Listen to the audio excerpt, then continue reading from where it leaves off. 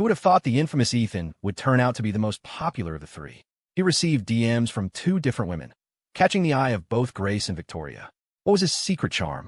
After spending the last couple of days together, besides knowing how to cook, he didn't seem to have any other outstanding qualities. Grace Parker sending Ethan a message was somewhat understandable. After all, they'd known each other since they were childhood sweethearts, holding on to old feelings. But Victoria? What was her reason? She was Amelia Harper's aunt. Ethan used to call her Annie right along with Amelia. At first, everyone assumed Victoria was deliberately getting close to Ethan to teach him a lesson on Amelia Harper's behalf. But as things unfolded, it became clear Victoria's closeness to Ethan was anything but ordinary. Who teaches someone a lesson by pressing their entire chest against them? If that counts as a lesson, sign me up. Christopher and Logan exchanged a look, disbelief mirrored in each other's eyes. Their competitive streaks flared up instantly. Christopher wasn't too bothered.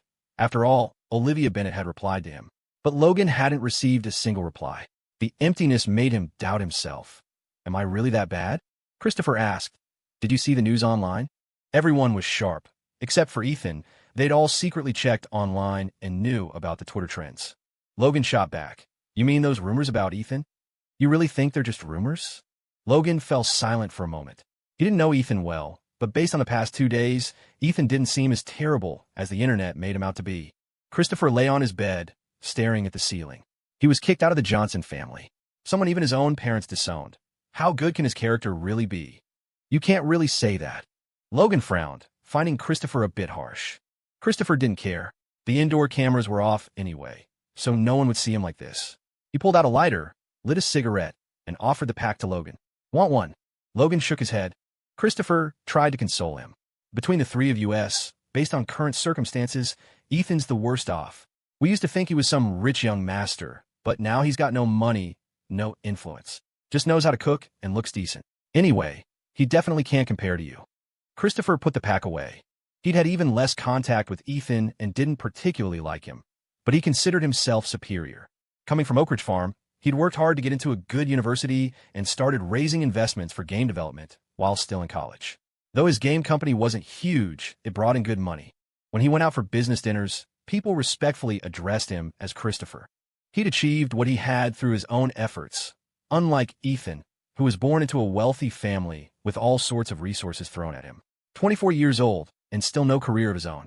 Heard he lost $100 million since taking over his family's company. You could only describe someone like that as useless. If someone invested $100 million in him, maybe he could break into the top 100 companies. He had a sharp mind, talent second to none, ability, looks, he had it all. He never lacked female attention growing up. The only thing missing was an opportunity. He wanted to climb higher, get richer, and participating in this show was a rare chance for him. That's why, before filming started, he'd set his sights on Olivia Bennet. The incorporation was in the national top 100, and Olivia Bennet was a naive heiress, the easiest type to coax. The past couple of days went well. Lots of people online were shipping him and Olivia Bennet as a couple. Olivia trusted him and even sent him a DM. The money he spent on marketing hadn't been wasted. Christopher's original plan was, if the Olivia Bennet route didn't work out, he'd go for Victoria. As for Grace Parker, sure, she's an award-winning actress, but put bluntly, just an actress. Rich, but without social standing. Victoria was different. Comparatively, Harper Enterprises was even wealthier and more influential than the Inn family. But Victoria was older, more experienced, harder to fool. Unless absolutely necessary, he wouldn't switch targets. Before coming, Christopher had been incredibly confident, imagining who he'd choose as his girlfriend. With all his advantages, winning over these women should have been a piece of cake. But he never calculated that both Victoria and Grace Parker would choose Ethan. What was so good about that loser Ethan anyway? A wave of hostility rose in Christopher. He exhaled smoke, then stubbed out the half-smoked cigarette with his fingers. Who did you signal tonight? Let me guess, Grace Parker? Logan scratched the back of his head sheepishly. Yeah, I'm a fan of her movies. A fanboy, huh? Logan detected a hint of contempt, but Christopher's expression seemed sincere. Maybe the scorn was just his imagination. He said, but I genuinely like her. Who wouldn't be interested in a woman like Grace Parker? Won a grand slam of awards at a young age. Talented actress, beautiful, and no scandals. Among the 3 female contestants, Grace Parker was his first choice. Olivia Bennet had a temper and seemed hard to handle, while Victoria was too cold towards everyone, making her unapproachable. Actually, Victoria wasn't just cold. She was only warm towards Ethan. She'd cut his hair, but kept everyone else at arm's length. One second she'd be all smiles facing Ethan. The next, as soon as he left, her expression would instantly darken. She didn't even bother pretending. People that moody are the hardest to deal with. Compared to them, the slightly reserved Grace Parker seemed the most even-tempered and easiest to get along with. Christopher played the part of the older brother, advising Logan, going after Grace Parker won't be easy. She's a huge star with a massive fan base. Those fans tearing Ethan apart online, a lot of them are hers. Being with her means facing immense pressure. Logan shrugged it off. Ethan's getting trashed because his reputation sucks. True. Christopher nodded. Comparisons make all the difference. Next to Ethan, the fans will definitely find you more acceptable. If you two really got together down the line, there wouldn't be as much opposition. That depends on whether she likes me. If she doesn't, fan support is useless. Logan didn't share Christopher's optimism. Grace Parker currently showed zero interest in him, remaining quite aloof. Chasing women is a skill. Sometimes, the harder you pursue, the more repulsed she becomes. Christopher thought for a moment. Maybe girls these days just like guys who can cook. Why don't you learn a thing or two from Ethan? Maybe I'll try that tomorrow. It's getting late. I'm heading to bed. They said goodnight and turned off the lights. In the darkness, neither slept. Logan tossed and turned, lost in dejection, while Christopher plotted how to close the distance with Olivia Bennet. During the next day's filming, everyone except Victoria and Ethan looked somewhat worse for wear. Dark circles, bloodshot eyes, puffiness. All signs of a sleepless night. Olivia Bennet especially felt uneasy, imagining Amelia Harper watching her from off-camera. When she saw Ethan that morning, she wanted nothing more than to keep her distance, desperate to avoid being in the same shot with him. I see you as the enemy, and you're trying to hit on me? Everyone hates him so much. Why would he still send her the match message? Is there something wrong with his head? Olivia Bennet wondered. Was Ethan deliberately sending the message to her just to drive a wedge between her and Amelia? If that was true, then Ethan was truly despicable. He deserved all the hate he was getting online. No sympathy needed.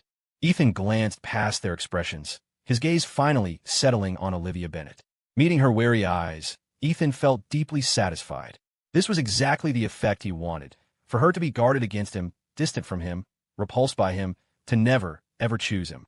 From now on, he would be the last resort, the plan B, merely the backdrop in whatever complicated romance unfolded. Logan had woken up early to make breakfast today, a simple vegetable and lean pork congee, along with some fried eggs. Logan wasn't skilled at much, but he fried eggs beautifully, perfectly golden. He'd somehow procured a packet of ketchup and used it to draw a smiley face on Grace Parker's portion, arranging it artfully on her plate. It was all in the details. Small gestures, perhaps, but they made the distinction clear. What girl doesn't appreciate being treated specially? It signifies that you hold a unique place in his heart. After sending out the interest messages, everyone had changed somewhat. Some were subtly sizing each other up, while others seemed lost in confusion. Compared to the initial testing the waters phase, their pursuits would now become bolder. They were officially entering the battleground stage. In his past life, he hadn't known how many couples actually got together from this reality show. But in this life, his unexpected arrival had altered the cast, throwing the entire dynamic into chaos. Grace Parker stared at the fried egg before her first instinct to glance at Ethan, seeking his reaction. Disappointingly, Ethan seemed completely unfazed by it, merely keeping his head down and focusing on his congee as if nothing could disturb him. If she only suspected before, now she was certain. The person who sent her the message last night wasn't Ethan. Ethan's message had ultimately gone to Olivia Bennet. Grace sipped her congee, her eyes lifting to study Olivia. Olivia Bennet seemed somewhat absent-minded this morning.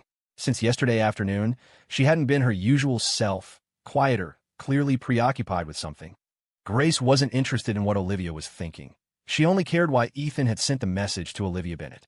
Olivia either gave him the cold shoulder or mocked him, and yesterday, she'd outright ignored him.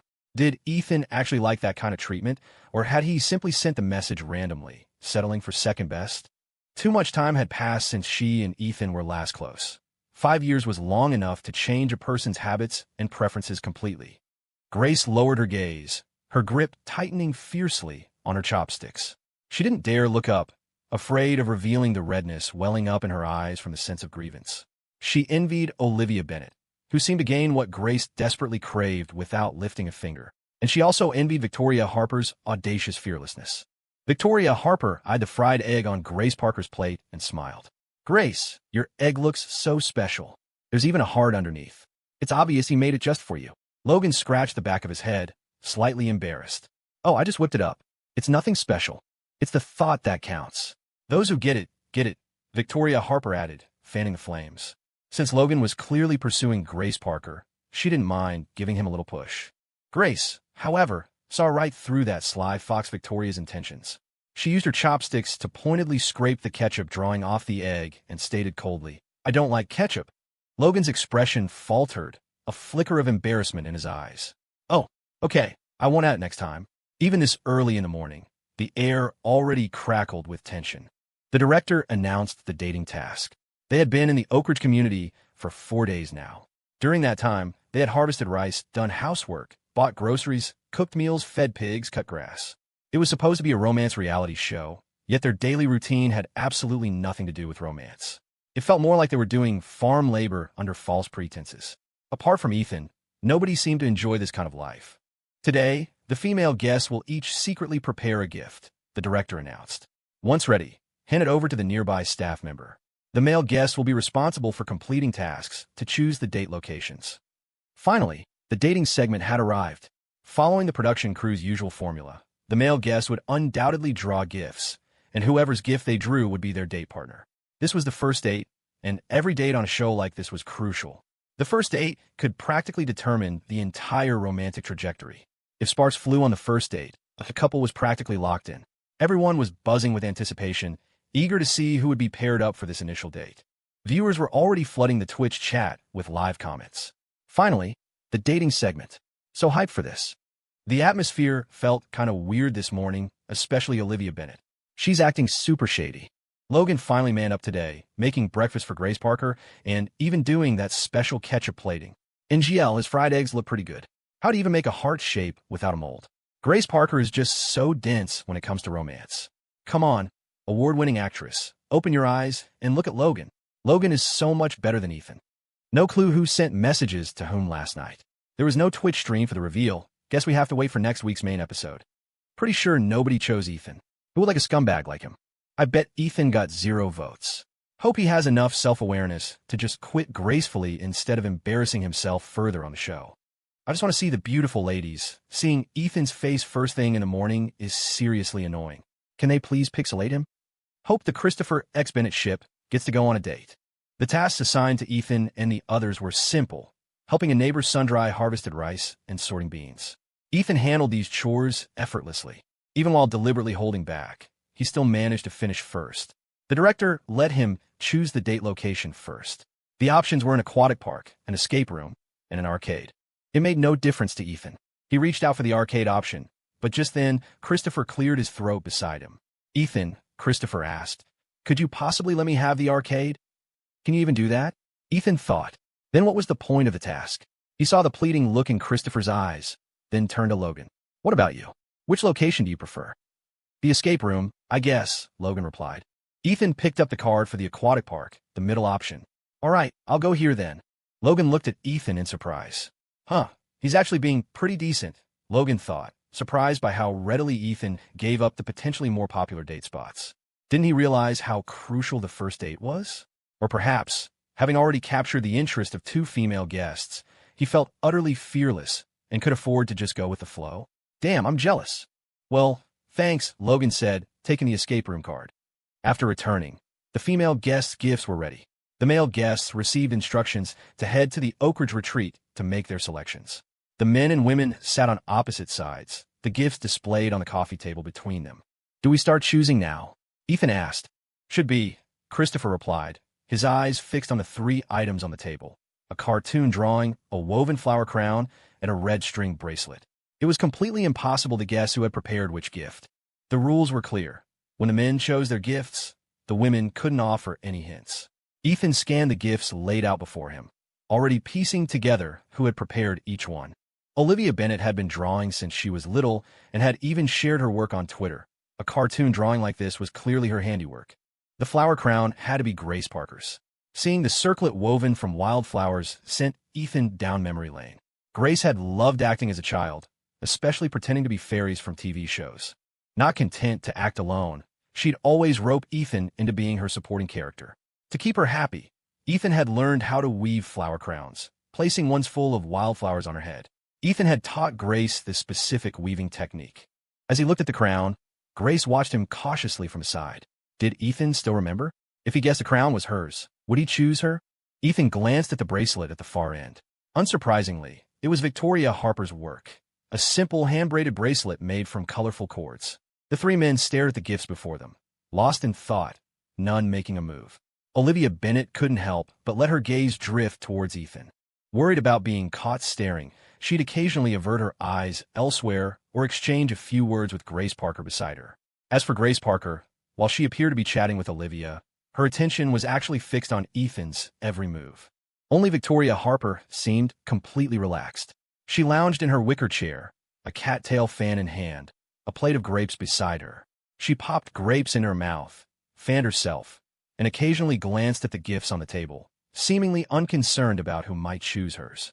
After a long pause with no action from the men across from them, she asked, "Is it that hard to choose?" Ethan immediately reached for the painting.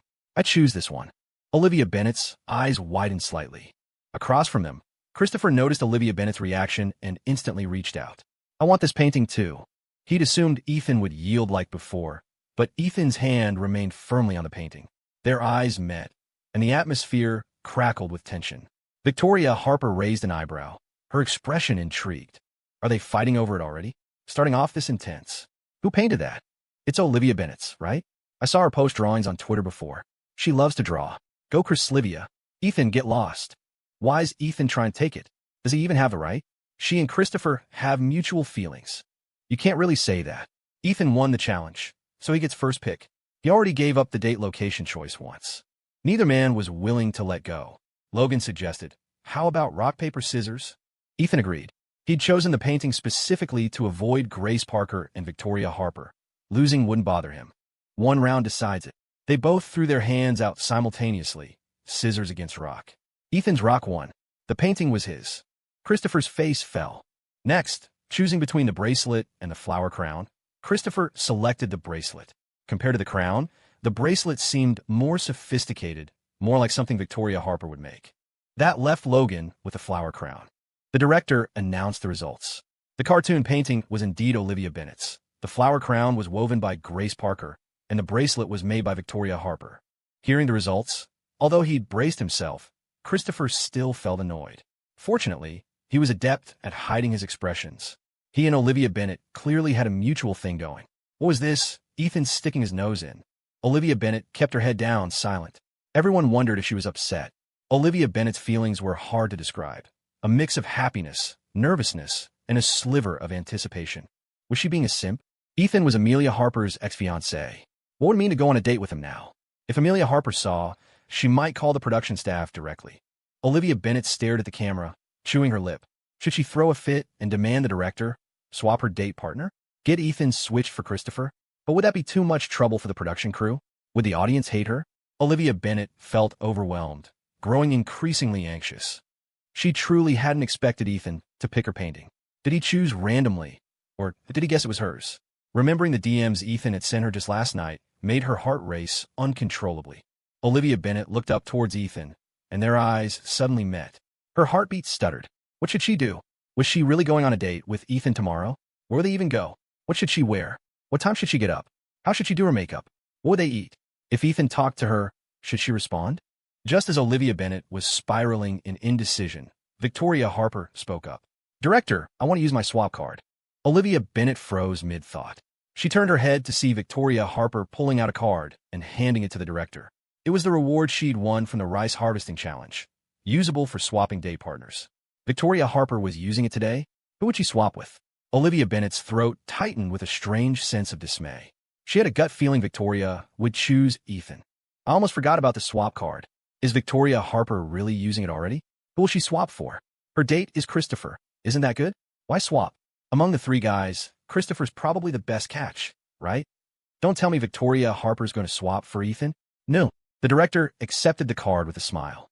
Who do you want to swap for? Victoria Harper raised her hand and slowly pointed towards Ethan. Swap for Ethan. Victoria Harper's gaze darkened, her eyes fixed on Ethan like a predator sizing up its prey. No matter who Ethan chose today, he would end up dating her.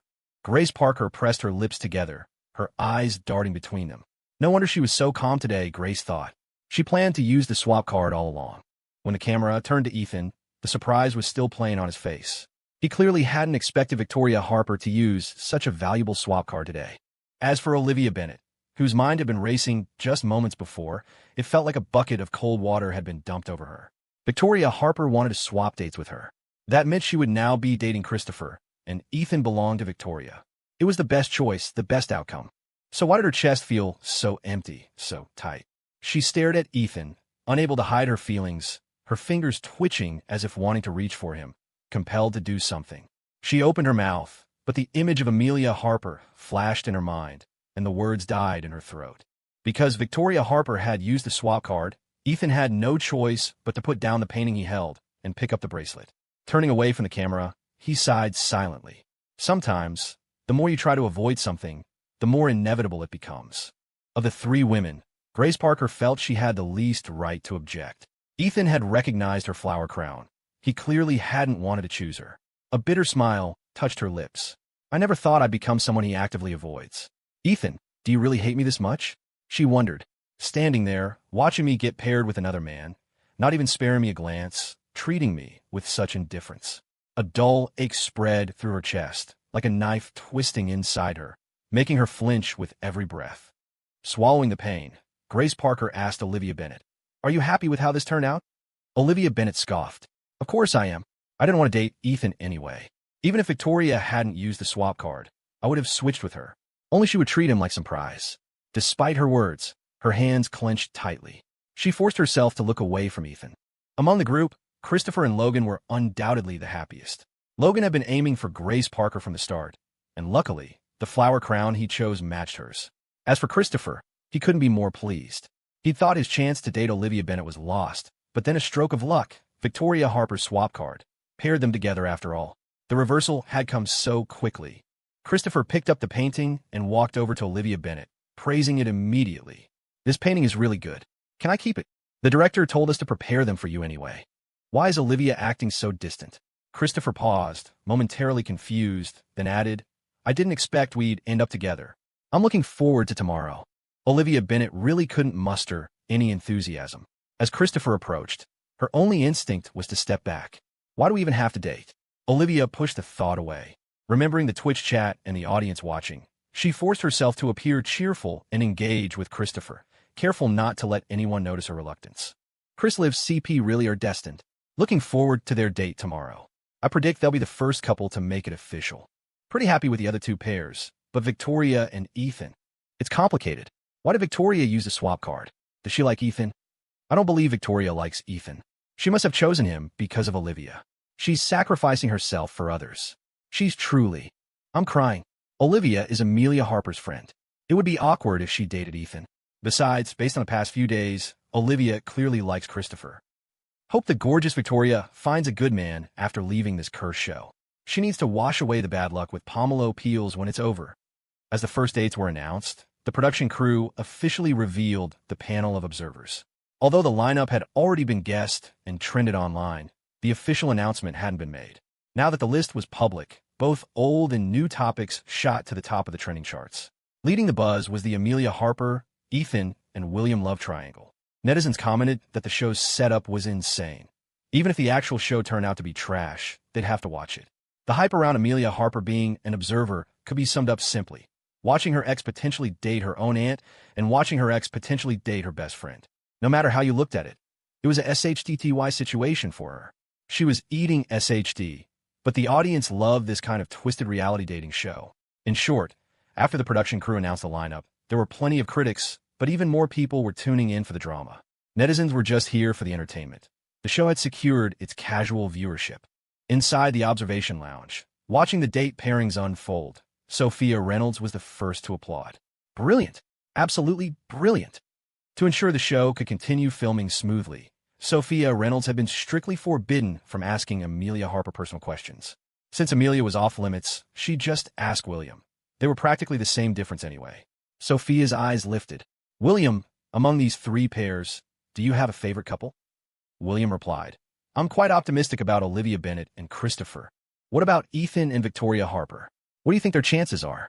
Would Ethan go for a girl like Victoria? And what's your take on Victoria using the swap card? Amelia Harper cut in coldly. Are you a reporter? Why so many questions? Sophia grinned. Then just pretend I am. I'm interviewing William. William knew he couldn't avoid it. He thought for a moment before answering. You've asked too many questions. I don't even know which one to answer first. Sophia. Then let's take them one by one. William. I can't predict their chances of success. We'll have to see how things develop. I don't know Ethan well enough to say what kind of girl he likes. As for Victoria using the swap card, my opinion is the same as most netizens. Sophia clicked her tongue twice. You're just playing it safe. I actually think Victoria and Ethan have potential. Maybe after this date, their relationship will take a huge step forward. Then, I'm afraid someone might have to start calling him Uncle. Amelia Harper had left early yesterday. Thankfully, William had stayed with her, comforting her, preventing her from losing control and doing something irreversible. She had spent the entire night composing herself and could now maintain a neutral expression. Facing Sophia, despite her dislike, she could still manage a smile. Watching Victoria Harper on the screen, Amelia was now certain. Her aunt had fallen for Ethan. How ridiculous. Falling for her niece's ex-fiancé. There were so many men in the world. Why did Victoria have to compete with her for him? If Victoria dared to date Ethan in front of millions of viewers, what wouldn't she do in the future? If those two ended up together, would she really have to call Ethan Uncle? It wouldn't just be her own humiliation. It would also tarnish the reputation of Harper Enterprises. Amelia Harper felt like her eyes were about to pop from fury. To control her expression, the corners of her lips twitched upwards slightly. On the surface, she still seemed to be smiling, but one look in her chilling eyes revealed just how furious she truly was. Last night, William had asked her why she cared so much about Ethan. She had answered fiercely, I don't care about Ethan. I care about Victoria Harper. She's my aunt. What business does she have sending flirty DMs to Ethan? An ex should be like they're dead, not constantly hanging around trying to get attention. If Victoria and Ethan ever got together, what would I call him? I don't want to see him succeed. Someone like him belongs in the shadows, never seeing the light of day. William had believed her words, and Amelia had almost convinced herself too. But that night, she'd had a dream. She dreamt she had knocked Ethan unconscious, tied him up, and locked him in a dark apartment building, forbidding him from seeing Victoria, Grace, or any of them. Waking from the dream left Amelia feeling dazed for a long time. Even with his ruined reputation, people still liked Ethan. If the truth ever came out, if his good qualities surfaced one by one, then all the current mockery directed at him would bounce back onto her. What would the viewers and netizens say about her? That she was a poor judge of character? That she mistook a pearl for a fisheye?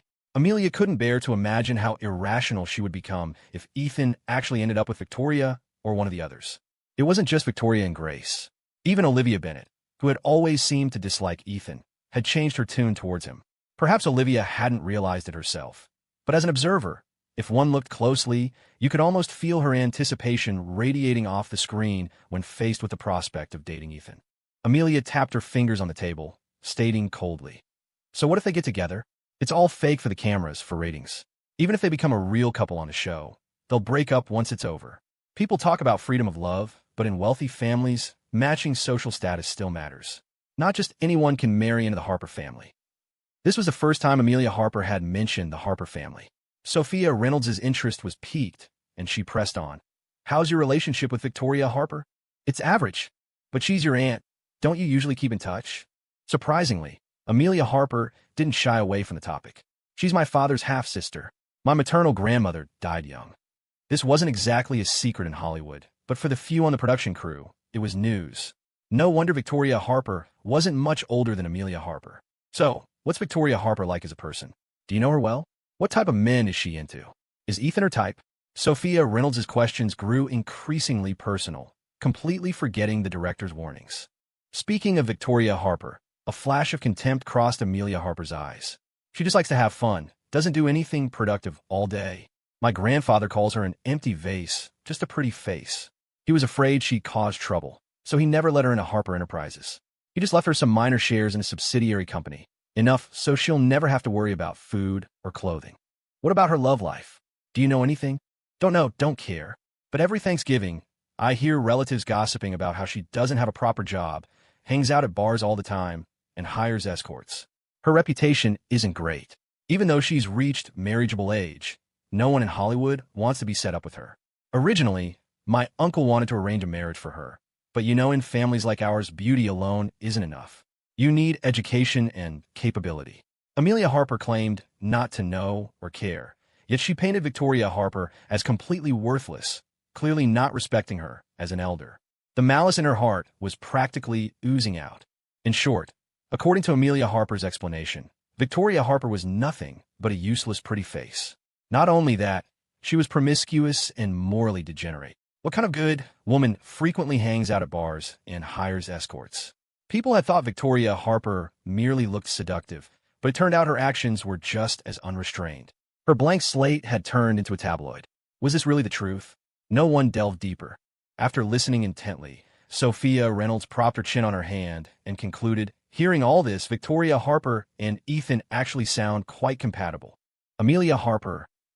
Sophia Reynolds explained, one's a player king, the other's a player queen. They both love clubbing and hitting bars. Maybe they even met in one. One is wild and untamed, the other is cynical and flippant. A perfect match. I have high hopes for them. I want to see their adrenaline bonding next. Amelia Harper almost dropped her facade. Suppressing her anger, she sneered, Victoria Harper wouldn't like Ethan. I get it. Amelia Harper, you don't get shit. Sophia Reynolds nodded and continued, when two master players meet, it's all about the performance. I'm really looking forward to their date tomorrow. Let's see if it's about feelings or just physical. Aren't you guys excited too? Others, we actually are kind of looking forward to it.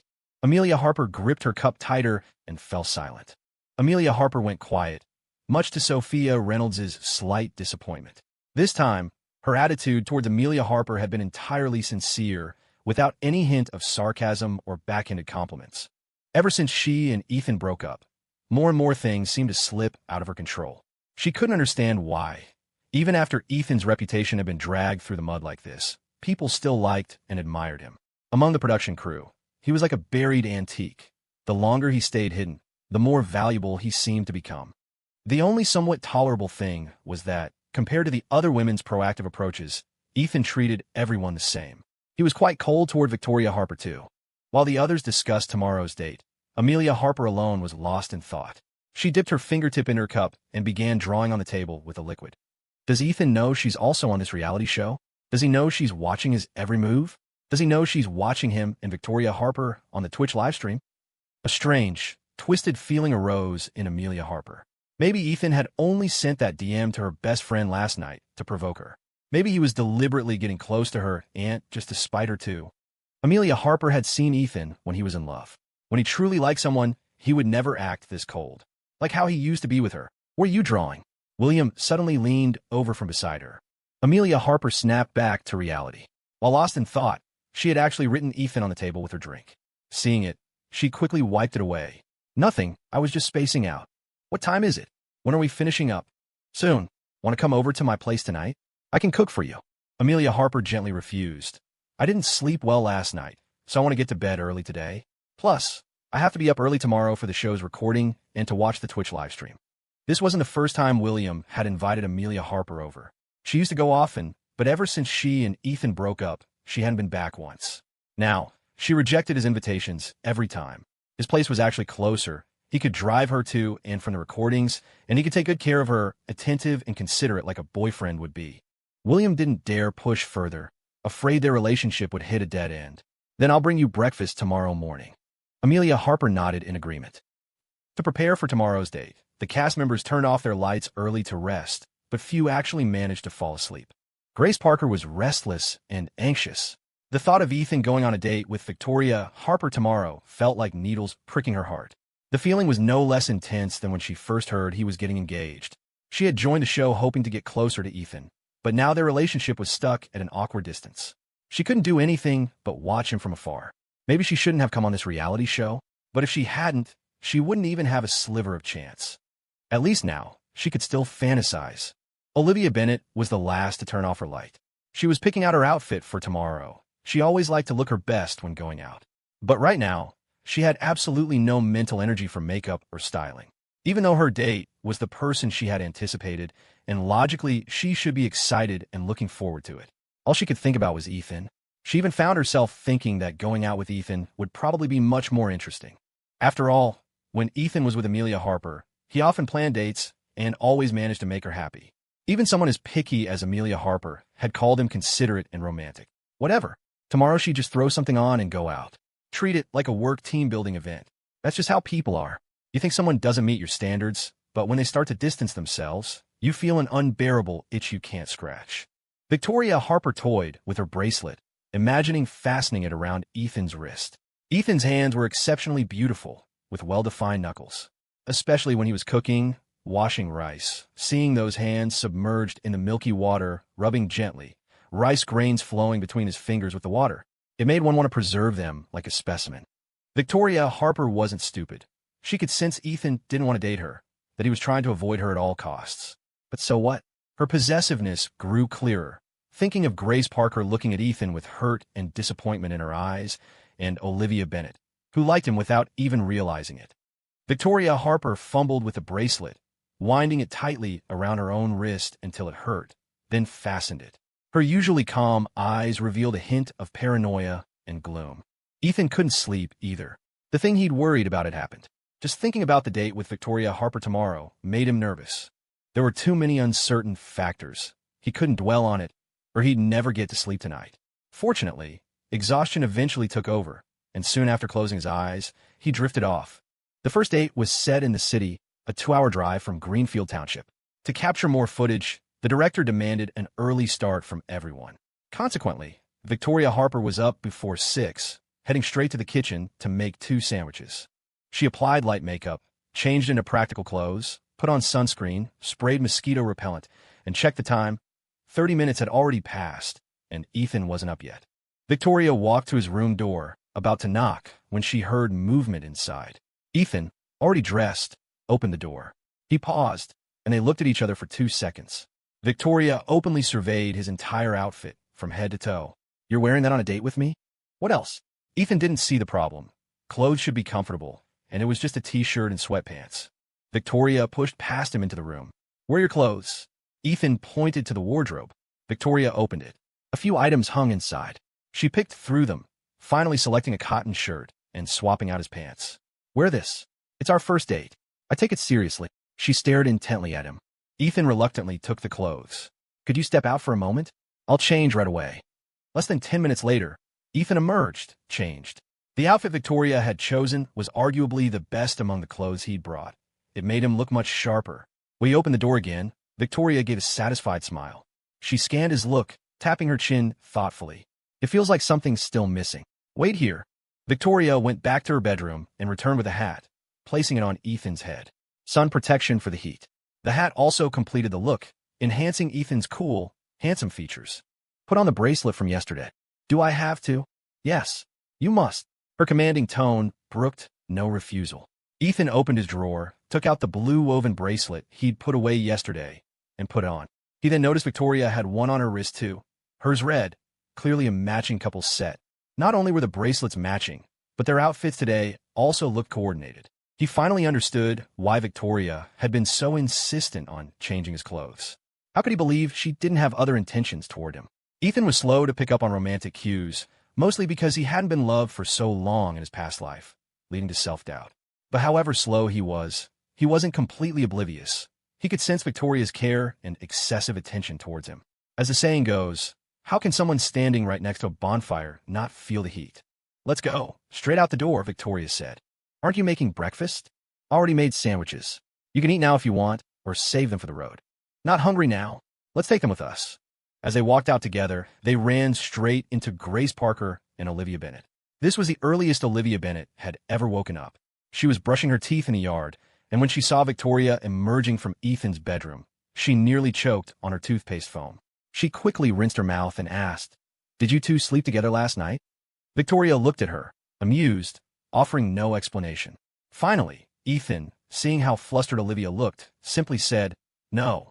Olivia breathed an inexplicable sigh of relief. "Then why did she come out of your room?" "Helping me pick out clothes." Only then did Olivia notice their seemingly matching outfits. Her heart clenched, and a wave of sourness washed over her. Olivia clearly hadn't slept well. She looked much worse than usual and had dark circles under her eyes. After being stuck in the village for days, she'd been dreaming of going out, but now that she actually could, she felt inexplicably moody and restless, lacking motivation. Victoria got the car keys from the director. Grace Parker asked, "Are you leaving now?" "Yeah, the date spot is a bit far. An early start means more time to have fun." "Where is it?" Grace thought if they were heading the same way, she could find an excuse to ride with them. With her there, Victoria wouldn't dare try anything with Ethan. Victoria glanced at her, instantly reading her thoughts. "It's the opposite direction from you." "Different routes," she said coolly. Grace bit her lip and muttered softly, "I was just asking casually." With hundreds of thousands watching on the Twitch stream, her actions nearly exposed her hidden feelings. Victoria took the keys and got into the driver's seat.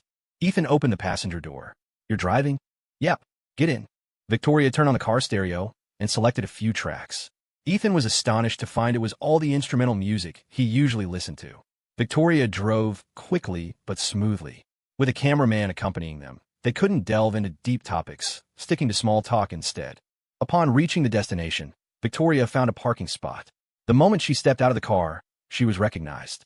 The show had been streaming on Twitch for 5 days and trending daily on Twitter. It was hard not to know about it, and Ethan was the most discussed participant. Victoria got out first, her striking beauty instantly attracting furtive glances and phone cameras. Ethan followed. The production crew had chosen a location, but Ethan had planned the day's activities. Considering the need for footage, Ethan immediately led Victoria to buy tickets for the aquatic park. Victoria had brought a Polaroid camera. Seeing Ethan looking up at a dolphin, she raised the camera and clicked the shutter. Hearing the sound, Ethan turned around. "You took a picture of me?" "Just documenting beautiful things," Victoria replied, suddenly energized. After exploring the aquatic park, they bought snacks nearby. Ethan bought whatever Victoria pointed at. She seemed keen on picking out small trinkets, keychains, headbands, fans, earrings. Spotting a pottery studio, Victoria immediately grabbed Ethan's hand and pulled him inside. "Make me one of these as a gift. I want one handcrafted by you." Ethan had tried pottery long ago, but had forgotten the feel. "I'm bad at crafts." "It's okay," Victoria reassured him. "I'll love whatever you make." In the observation lounge, Amelia Harper stared blankly at the screen. "Ethan, do you even realize what you're doing with Victoria?" She thought. Everything, the keychains he chose, the cotton candy they ate, the bubble tea he picked, it was all a mirror of things Ethan had once done for her. Their own first date had been almost identical. Ethan had been incredibly attentive. If she merely glanced at something a second longer, he'd instantly understand she liked it and buy it for her. At first, Amelia had watched coldly as Ethan bought Victoria those little trinkets. They were cheap, worthless sentimentally, usually forgotten and discarded like junk soon after being received. But then, she saw Ethan lead Victoria into the pottery studio. Her expression changed drastically. Amelia stared intently at them. In her memory, the most meaningful gift Ethan had ever given her was the pair of handcrafted dolls sitting by the TV cabinet at home. He had sculpted them himself, inscribed both their names on them, a token of their love. When Ethan moved out, he seemed to have forgotten the handcrafted dolls. They remained on the TV cabinet, gathering dust. Such inexpensive little things were always overlooked by her, until Ethan left. Then, the handcrafted dolls, standing there alone, suddenly became incredibly conspicuous in her sight. She was furious with Ethan for breaking off the engagement, furious that he'd left without a word. She spat harsh words, claiming to hate him, yet she had kept the dolls he'd made, even though the base of one had cracked. She hadn't thrown them away. She couldn't quite explain this feeling. It wasn't lingering affection for Ethan, surely not. She was just sentimental, she told herself. She got used to seeing things, and it felt strange when they were gone. That's all. Of all the days Victoria Harper has been filming this show, this is the first time I've seen her having so much fun, like a college student. Setting aside everything else, they look really good together, such a well-matched pair. Are they going to a pottery workshop? It looks easier than it actually is. It was like her ears were stuffed with cotton. Amelia Harper couldn't hear anything. She watched numbly as Ethan and Victoria Harper entered the pottery studio. The two sat near the balcony, bathed in sunlight and framed by green leaves. They looked so perfectly matched. Ethan kneaded the clay while Victoria Harper sat opposite him, watching intently, occasionally reaching out a finger to touch it. Slowly, the clay in Ethan's hands took the shape of a doll. Made purely by intuition with zero technique, these handcrafted dolls were always disproportionate, the face not quite round. It ended up looking a bit like a frog, in an ugly cute way. Ethan was too embarrassed to admit he'd been trying to sculpt Victoria Harper. Victoria Harper, however, seemed quite fond of it. It looks quite similar to the one you made before. I like it a lot. The one I made before. Ethan didn't seem to recall. Victoria Harper chuckled softly. It's nothing. The freshly sculpted ceramic doll needed to be taken away to dry before being painted. Ethan reached down to slap and then scratch his calf. There were many green plants around, attracting mosquitoes, and Ethan's blood type was particularly susceptible. He hadn't felt the itching while focused on the pottery, but now he noticed several bites on his leg. Suddenly, Victoria Harper, sitting opposite him, lifted her foot and rubbed it against his calf under the table. This action made Ethan's eyes widen instantly as he stared at her in disbelief. Anyone else doing this under the table would be subtle about it. But Victoria Harper? She was audacious. The small table couldn't hide her leg at all. Any larger movement, and she might have knocked the table over. Ethan quickly pulled his leg away. What are you doing? Victoria Harper blinked innocently. Aren't the mosquitoes biting you? I sprayed repellent on my legs. Rubbing some onto yours will stop them. This clearly wasn't about mosquito bites. She was deliberately. Ethan, despite his years, felt his face flush for the first time because of someone's actions. What a scheming woman. Ethan pressed his legs together, not daring to stretch them out again, afraid Victoria Harper would try to rub against him once more. Victoria Harper ordered 2 drinks.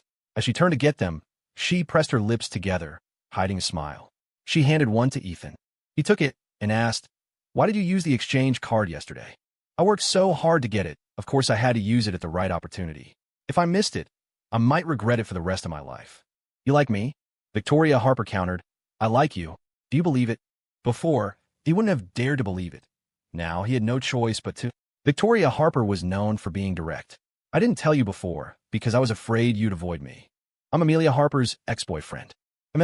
Victoria Harper bit her straw. "So what?" She looked completely unconcerned, seemingly unaware of the problem. Ethan said in a low voice, "Amelia Harper is your niece. I used to call you uncle along with her." Victoria Harper found it amusing. "So you see me as an elder?" "You could say that," Ethan stated plainly. "I can't possibly be with you." "Ethan, have you noticed something? You said you can't possibly be with me. Not that you won't like me. Doesn't that imply you felt some adrenaline bonding towards me too? But because of my connection to Harper Enterprises, you don't want trouble, and that's why you're rejecting me." Ethan's expression froze, then his brow furrowed deeply. Victoria Harper put down her drink, crossed her hands under her chin, and said gently, in a reasoning tone, "I'm Amelia Harper's uncle, not your uncle. What are you afraid of? Is my niece going to dictate who I date? I like you, and I admit it openly. I'm pursuing you, and I'm doing it seriously. You have the right to refuse me, but on this dating show, you don't have the right to stop me." His throat felt tight like a wad of cotton was stuck. Ethan took several large gulps of water. He racked his brain, but couldn't fathom why Victoria Harper would like him, or when she had started. Victoria Harper was far too calm, discussing this as if stating an irrelevant truth like the earth is round. He should refute her. If he didn't now, later, she would face criticism and condemnation. "Is being with me such a terrifying prospect, Ethan? Have you ever thought about what happens if people find out you like me? How they'll look at you, what they'll say behind your back. People will talk regardless. I don't care what they say. All I know is that life is short. Seize the day. If you like something, you have to fight for it. Seize it, snatch it, because no one is going to just hand it to you." Desire and possessiveness flared in Victoria Harper's eyes. She locked her gaze onto Ethan, enunciating each word clearly. "I don't think there's anything shameful about pursuing what you like. What's truly shameful is knowing what you want, telling yourself you don't, and then envying others' success." Victoria Harper displayed her confident flamboyance, unabashedly revealing her heart's desire to Ethan. Speaking of envy, the person she used to envy most was Amelia Harper, envying her for having the best of Ethan. Well now, Amelia's chance was gone. The two turned off their mics and spoke softly. The cameras captured the scene, but couldn't hear their words. To outsiders, the silent atmosphere looked harmonious and beautiful. "Ethan, didn't you want to hide this from me? Why confess now? You already sensed it. How could I keep hiding it? Haven't you heard the saying? Sincerity is the ultimate killer move. Whether I told you or not, you'd still avoid me. So I might as well be upfront and leave you nowhere to hide." The Victoria Harper he knew in his past life seemed like a different person. Wasn't she marriage averse? Why had she set her sights on him? They fell into silence. Thankfully, a staff member brought over the fired ceramic doll.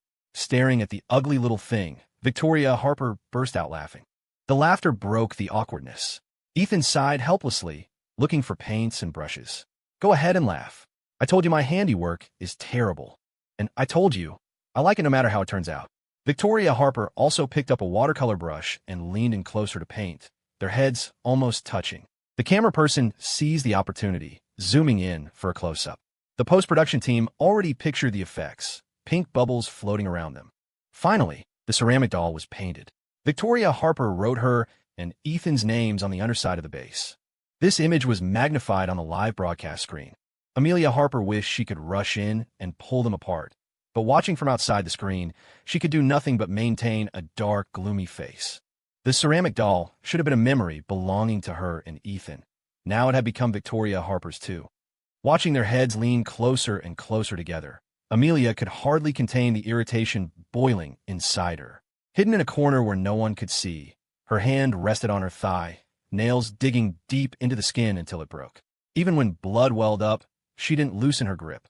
She knew Ethan and Victoria Harper were going on a date today, had mentally prepared herself, trying to stay calm all morning, but now, all that composure shattered the moment she saw the handcrafted doll. All her negative emotions surged like a tidal wave. What she thought belonged to her and her alone had now been stolen. She had never found Victoria Harper so unbearable. Amelia was so lost in her own thoughts that she no longer registered what was happening around her. She only came back to herself when she saw Ethan take the bubble tea Victoria Harper had barely sipped from. Victoria was carrying snacks in one hand, a camera hanging from her neck, snapping pictures as she walked. Whenever she got thirsty, she'd lean close to Ethan and drink from the cup he was holding. Victoria loved taking landscape shots, but in almost every one of her photos, Ethan appeared. Even with over 100 pictures, something still felt incomplete, until she handed her phone to a passerby and asked for a picture of her and Ethan together. As the shutter clicked, Victoria Harper smiled brightly and reached out to hold Ethan's hand. To Amelia, that smile was blinding, disgustingly bright. She sneered to herself. All she did was pick up something I threw away. Sophia Reynolds clutched her chest like she was about to swoon. Oh my God, I'm dying. Please, ignore everyone else and just get married already. I've never seen Ethan like this before, and Victoria Harper? She's a whole different person today. These two are seriously into each other. Ethan's great at fishing, and Victoria Harper's great at reeling people in. They're a match made in heaven. As she said, everyone else, Sophia deliberately glanced in Amelia's direction. Married? They could barely make it as a couple. Marriage was out of the question. As long as Amelia was around, Victoria Harper could dream on about becoming Ethan's wife. She watched their entire date unfold, and whether it was her imagination or not, she couldn't shake the feeling.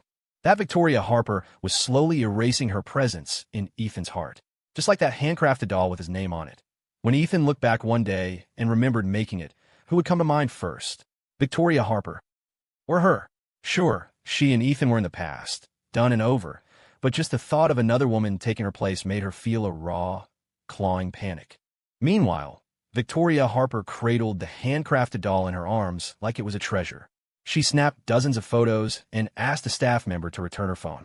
Then, without hesitation, she posted a 9-image collage on Instagram with her privacy settings set to public, visible to everyone in their circle.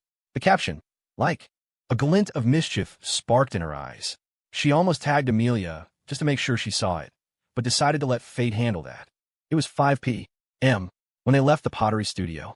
The drive back would take 2 hours, putting them home just in time for dinner. As they were about to get in the car, Victoria spotted a long line outside an ice cream shop and suddenly decided she wanted some. I'll get it, Ethan offered. Victoria stayed where she was, watching Ethan stand in line under the hot sun. The queue was long, and it took 10 minutes before it was his turn. He looked back at her, only to see a man standing next to her. They were too far away for him to hear anything. All he saw was Victoria pointing in his direction. The man glanced over at Ethan, hesitated for a moment, then walked away. When Ethan returned with the ice cream, he immediately crossed the street. Who was that guy just now? Just a fly? Ignore it. Victoria grinned as she looked at the massive scoop in his hand. Wow, you actually got me the deluxe one? How many flavors is this? I asked the staff to give me a bit of everything. Didn't count, but probably around 8. I always dreamed of eating ice cream like this when I was a kid. Wait, you never had it before? I did, Victoria said, taking a satisfied bite. Just someone else's leftovers. From the corner of her eye, she noticed Ethan staring at her. She turned to meet his gaze. Ethan looked caught off guard, almost flustered, and quickly looked away. Victoria held out her ice cream with a playful smile. Want a bite? Ethan backed away. No thanks. If I wanted some, I would have got my own. Can we go now? Sure, let's head back. Victoria climbed into the passenger seat. She thought it was hot outside. Turns out it was even hotter in the car. She wished she'd asked to turn on the AC earlier. As planned, Ethan took the wheel for the drive back. He buckled his seatbelt, and Victoria leaned over. Buckle mine too. His hand paused mid-motion. Hurry, the ice cream's melting in my hand, she urged. Ethan glanced over. She was right. The heat in the car had sped up the melting, and it was dripping down her fingers. He handed her a wet wipe, then leaned over her to fasten the belt. Despite trying to keep his distance, there was still unavoidable contact. It's uncomfortable. Pull him more to the right. Yeah, there. Victoria raised her arm, giving him instructions as he adjusted the belt. In the end, the strap ran diagonally across her chest, pushing her already prominent bust even higher. Ethan's eyes accidentally caught the view. No doubt about it. Victoria had done that on purpose. Ever since their little confession, he thought she'd ease off a bit. Instead, she kept getting bolder. That was always how it was with her. He wouldn't realize her intentions at first, but by the time it was over, he'd catch the playful gleam in her eyes. She licked the melted ice cream off her hand like a mischievous kitten. Twitch chat exploded. Victoria Harper is too much. So sweet, so sexy. Ethan, you lucky dog. Is she always this good at flirting? But she's wild in private. She's totally different with Ethan. Did you see her face when that guy tried to talk to her? Ice cold. But the second she looked at Ethan, boom, instant charm. Forget the other couples. These two are the real deal. A seductive beauty and a master fisherman. I'm hooked. Ethan haters are speechless right now. Halfway through the ride, the moon rose into the sky. Victoria rolled down the window, letting the night breeze whip through her long hair. She leaned out, yelling into the forest as if releasing her excitement from the day. Strangely enough, instead of feeling tired, she felt more energized than ever. Ethan, look, she pointed toward the sky. The moon's gorgeous tonight. Ethan followed her finger, and yeah, it really was. The production crew was thrilled with today's footage. The two of them looked like friends. And something more. Victoria especially had surprised everyone. Just like the audience said, she seemed like a different person around Ethan, more genuine, more alive. The director watched the live stream and couldn't help but sigh. If only the other two couples could be this cooperative. Just thinking about the others gave him a headache. The original phrase wasn't "the moon is beautiful," but "the moonlight is beautiful," which is a subtle way of saying "I love you." The wind stung Ethan's eyes, and he squinted, replying, "Close the window a bit. The wind's too strong." Victoria Harper turned to look at Ethan, who was focused on driving. The wind blew her hair across her face. She brushed it away with a sigh. Dense. There wasn't much to film on the road, so the photographer switched off the camera and fell asleep in the back seat. Ever since our show started airing, it's been constantly on Twitter trends. Just the viewers clicking into the Twitch chat number in the millions, Victoria Harper said, finding a topic to break the silence with Ethan. Each guest has their own Twitch chat, meaning nearly 10 million people are watching simultaneously online, with discussion volume hitting over 100 million. Amelia is watching you in the Twitch chat too. The topic shifted so fast, it almost gave him whiplash. Why bring up Amelia out of the blue? You didn't know, did you? Amelia joined the show too, but as an observer, along with William. Victoria Harper rolled the window up, leaving only a hand's-width gap. She spoke while scrutinizing Ethan's expression. After all, they had been together for 3 years and almost had a wedding ceremony. She wanted to see if Ethan had truly moved on, if he still had feelings for Amelia. Only a flicker of surprise crossed Ethan's face. He knew when signing the contract that William would join as an observer. Even then, he thought the director was great at capitalizing on hot topics. He hadn't expected them to invite Amelia too. What was this? A next convention? Ethan could already feel the production crew's voyeuristic, drama-loving attitude, enjoying the chaos from the sidelines. What could Amelia observe from the observation lounge? Him dating Victoria Harper? Or him exchanging DM matches with her best friend? A fleeting sense of discomfort washed over him. His breakup with Amelia hadn't exactly been amicable. Knowing her personality, she was probably hoping to laugh at his misfortune. The worse off he was, the happier she'd be. Unfortunately for her, she was bound to be disappointed. Is this show incredibly rich or something? How can they invite just about anyone? Ethan asked. Other variety shows were plastered with sponsors and constantly inserted ad breaks, but their program hadn't shown any of that since the beginning. Maybe the owner was so wealthy they didn't need sponsorships. Victoria Harper hadn't expected that to be Ethan's first reaction. He was always different, always saying surprising things. She chuckled softly. Is it possible they weren't invited by the production crew, but offered themselves up? Amelia was like that, and so were she and Grace Parker, joining for free, without a fee, all for you. Victoria Harper added, besides that, there are a few other things I need to tell you. Brace yourself. Ethan instinctively tightened his grip on the steering wheel. Go on. Victoria Harper told Ethan everything about the Twitter trends. The whole internet knows about you cutting ties with the Johnson family. Not only that, but Harper Enterprises has also bought a lot of negative press about you, spreading rumors that you cheated on Amelia during your relationship and frequented nightclubs multiple times. So it was this again. Around this time in his past life, he had also been smeared online, though not this severely. It seemed his breaking off the engagement had displeased many people, enough for them to resort to such low-handed tactics to retaliate. It was better than he'd anticipated, so Ethan found it perfectly acceptable.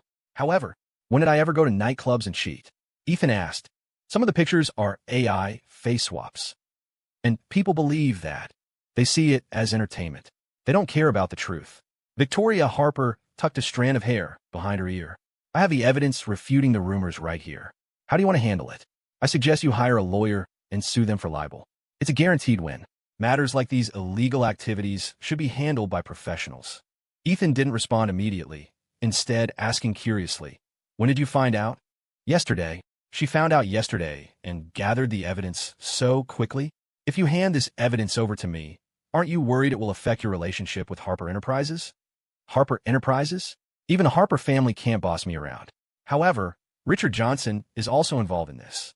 If you can't bring yourself to act, I can help you. Ethan didn't believe in free lunches. Everything comes at a price. Taking advantage now meant paying it back eventually. I have nothing to give you. You know I've cut ties with the Johnson family, so I don't even have money right now. Ethan stated frankly, he had no money, and offering himself was out of the question. He wouldn't sell his body for this. Looking at it this way, he had nothing of value to trade. Ethan didn't want to owe Victoria Harper a favor either. Just as he prepared to refuse, Victoria Harper spoke. There is indeed something I want very much. After the date, the production crew will have us send DM matches again. I hope you'll send this one to me. Just that. No restrictions on the content. Send whatever you want. Just send it only to me, not anyone else. Victoria Harper knew, well, that pursuing a man required a gradual approach, not rushing things. She needed to maintain an air of mystery, making the man curious, sparking his desire to explore. If she could force him to be with her through small favors, all she'd get was an empty shell without a soul.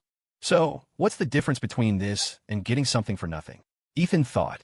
Victoria Harper explained the difference was huge. At least she had told him beforehand, showing him respect instead of acting unilaterally. She had done a lot of thinking over the past 2 days. Doing good deeds without telling him seemed meaningless. She was pursuing him. How would he know everything she was doing for him if she didn't say? She wanted Ethan to know she cared about him, was always paying attention to him, worrying about him, protecting him. Men probably needed this kind of security too, right? It was Victoria Harper's first time pursuing a man, and she couldn't quite grasp the right balance. All her methods came from online searches, like how men prefer sexy over cute and innocent, how accidental touches can trigger hormones, attract him with beauty, keep him with personality, create tension with independence, give him security with respect. Too far, he might become distant. Too close, he might get annoyed. Too little, it might fade. Too much, he might feel smothered. It was so difficult.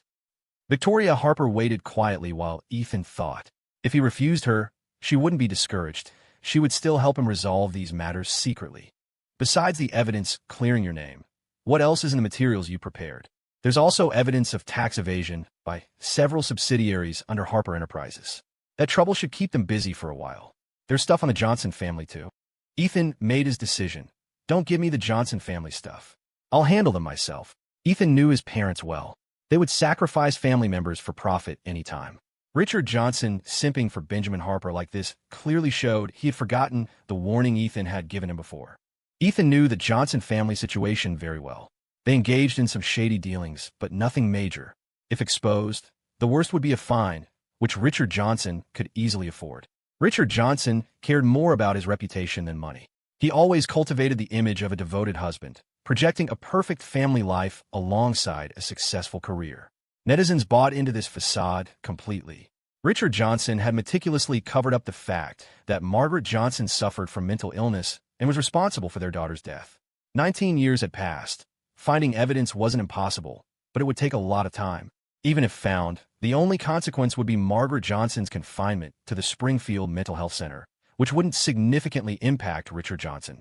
Ethan detested Richard Johnson even more than Margaret. Margaret's actions could at least be partially attributed to her illness, but Richard was purely malicious and disgusting. He knowingly broke the law, treated his son like a tool, and neglected his own mother. He showed no filial piety or kindness, lacking even a sense of responsibility or morality, only hypocrisy. Based on the timeline, this was when Richard Johnson started his affair with a mistress he secretly kept hidden for years. In his past life, by the time Margaret found out, her health had already deteriorated. The mistress moved in, and Richard treated Margaret with cold disdain. Her previously stabilized mental illness relapsed violently, and she ended up stabbing Richard with a knife. The once loving couple became bitter enemies. That single stab destroyed any lingering reluctance to be cruel Richard might have felt toward her. Margaret hadn't struck a fatal blow. Upon recovering, Richard arranged to have her sent to the Springfield Mental Health Center. Ethan was away on a business trip at the time and knew nothing about the family situation. By the time he returned, Margaret was critically ill, bedridden, and unable to care for herself. Seeing Ethan, she could only whisper 3 words, "I'm sorry." Back then, Ethan didn't understand why she was apologizing to him. Not long after, Margaret Johnson died in the Springfield Mental Health Center. Ethan had recently learned a new internet slang term, unhinged couple. It fit Margaret and Richard perfectly. Their actions deserved such consequences. They weren't worthy of sympathy. Ethan had thought that leaving the Johnson family would grant him a period of peace and quiet. He hadn't expected Richard Johnson to be so eager to become Harper Enterprises' lapdog, determined to squeeze out Ethan's last bit of value even after he had left. Sure enough, play the dog for long enough, and you forget you're human. Ethan decided to start with the mistress. Since Margaret Johnson was currently mentally stable and physically healthy, why not give her something to do? Didn't she enjoy feigning madness? Let her go truly mad. Ethan eagerly anticipated her performance. After all, in his previous life, even while sick, she had managed to stab Richard Johnson hard enough to nearly castrate him. Beside him, Victoria Harper watched Ethan drive. His eyes were fixed on the road ahead. From the side, his eyelashes looked long, and the curve of his eyes was just right, but the bright sparkle they held during the day had now dimmed. "Ethan, let me help you. You don't even have a phone or computer right now, let alone connections." "Who says I don't have connections? I'll arrange for a lawyer myself, but I will need your help contacting them." The first person who came to Ethan's mind was Samuel Sullivan. Samuel knew his situation well.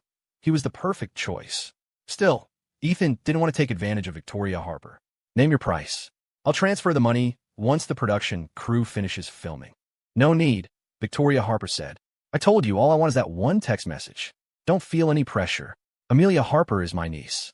She did something wrong, and as her aunt, I should step up and correct it. Even if you hadn't found out about these things, I would have revealed the truth and sought justice for you." Ethan thought grimly. "So now you remember she's your niece? Judging by what you said to me today, you certainly weren't acting like her aunt then." Ethan asked. "The director must know about the Twitter trends these past few days, right? Did he not tell me because he was worried it would affect the show's ratings?"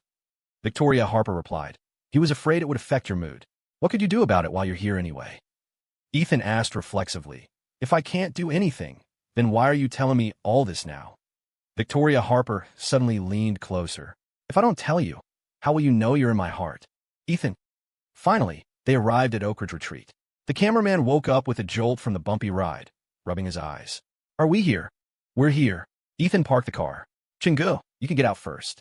The cameraman, still groggy from sleep, dazedly picked up his camera and got out of the car. With the cameraman gone, Ethan's expression turned serious. "Victoria Harper, thank you for telling me all this regardless. But there are some things I need to make clear right now. I don't want to owe you any favors. You're right. During the show, I have no right to interfere with your personal life.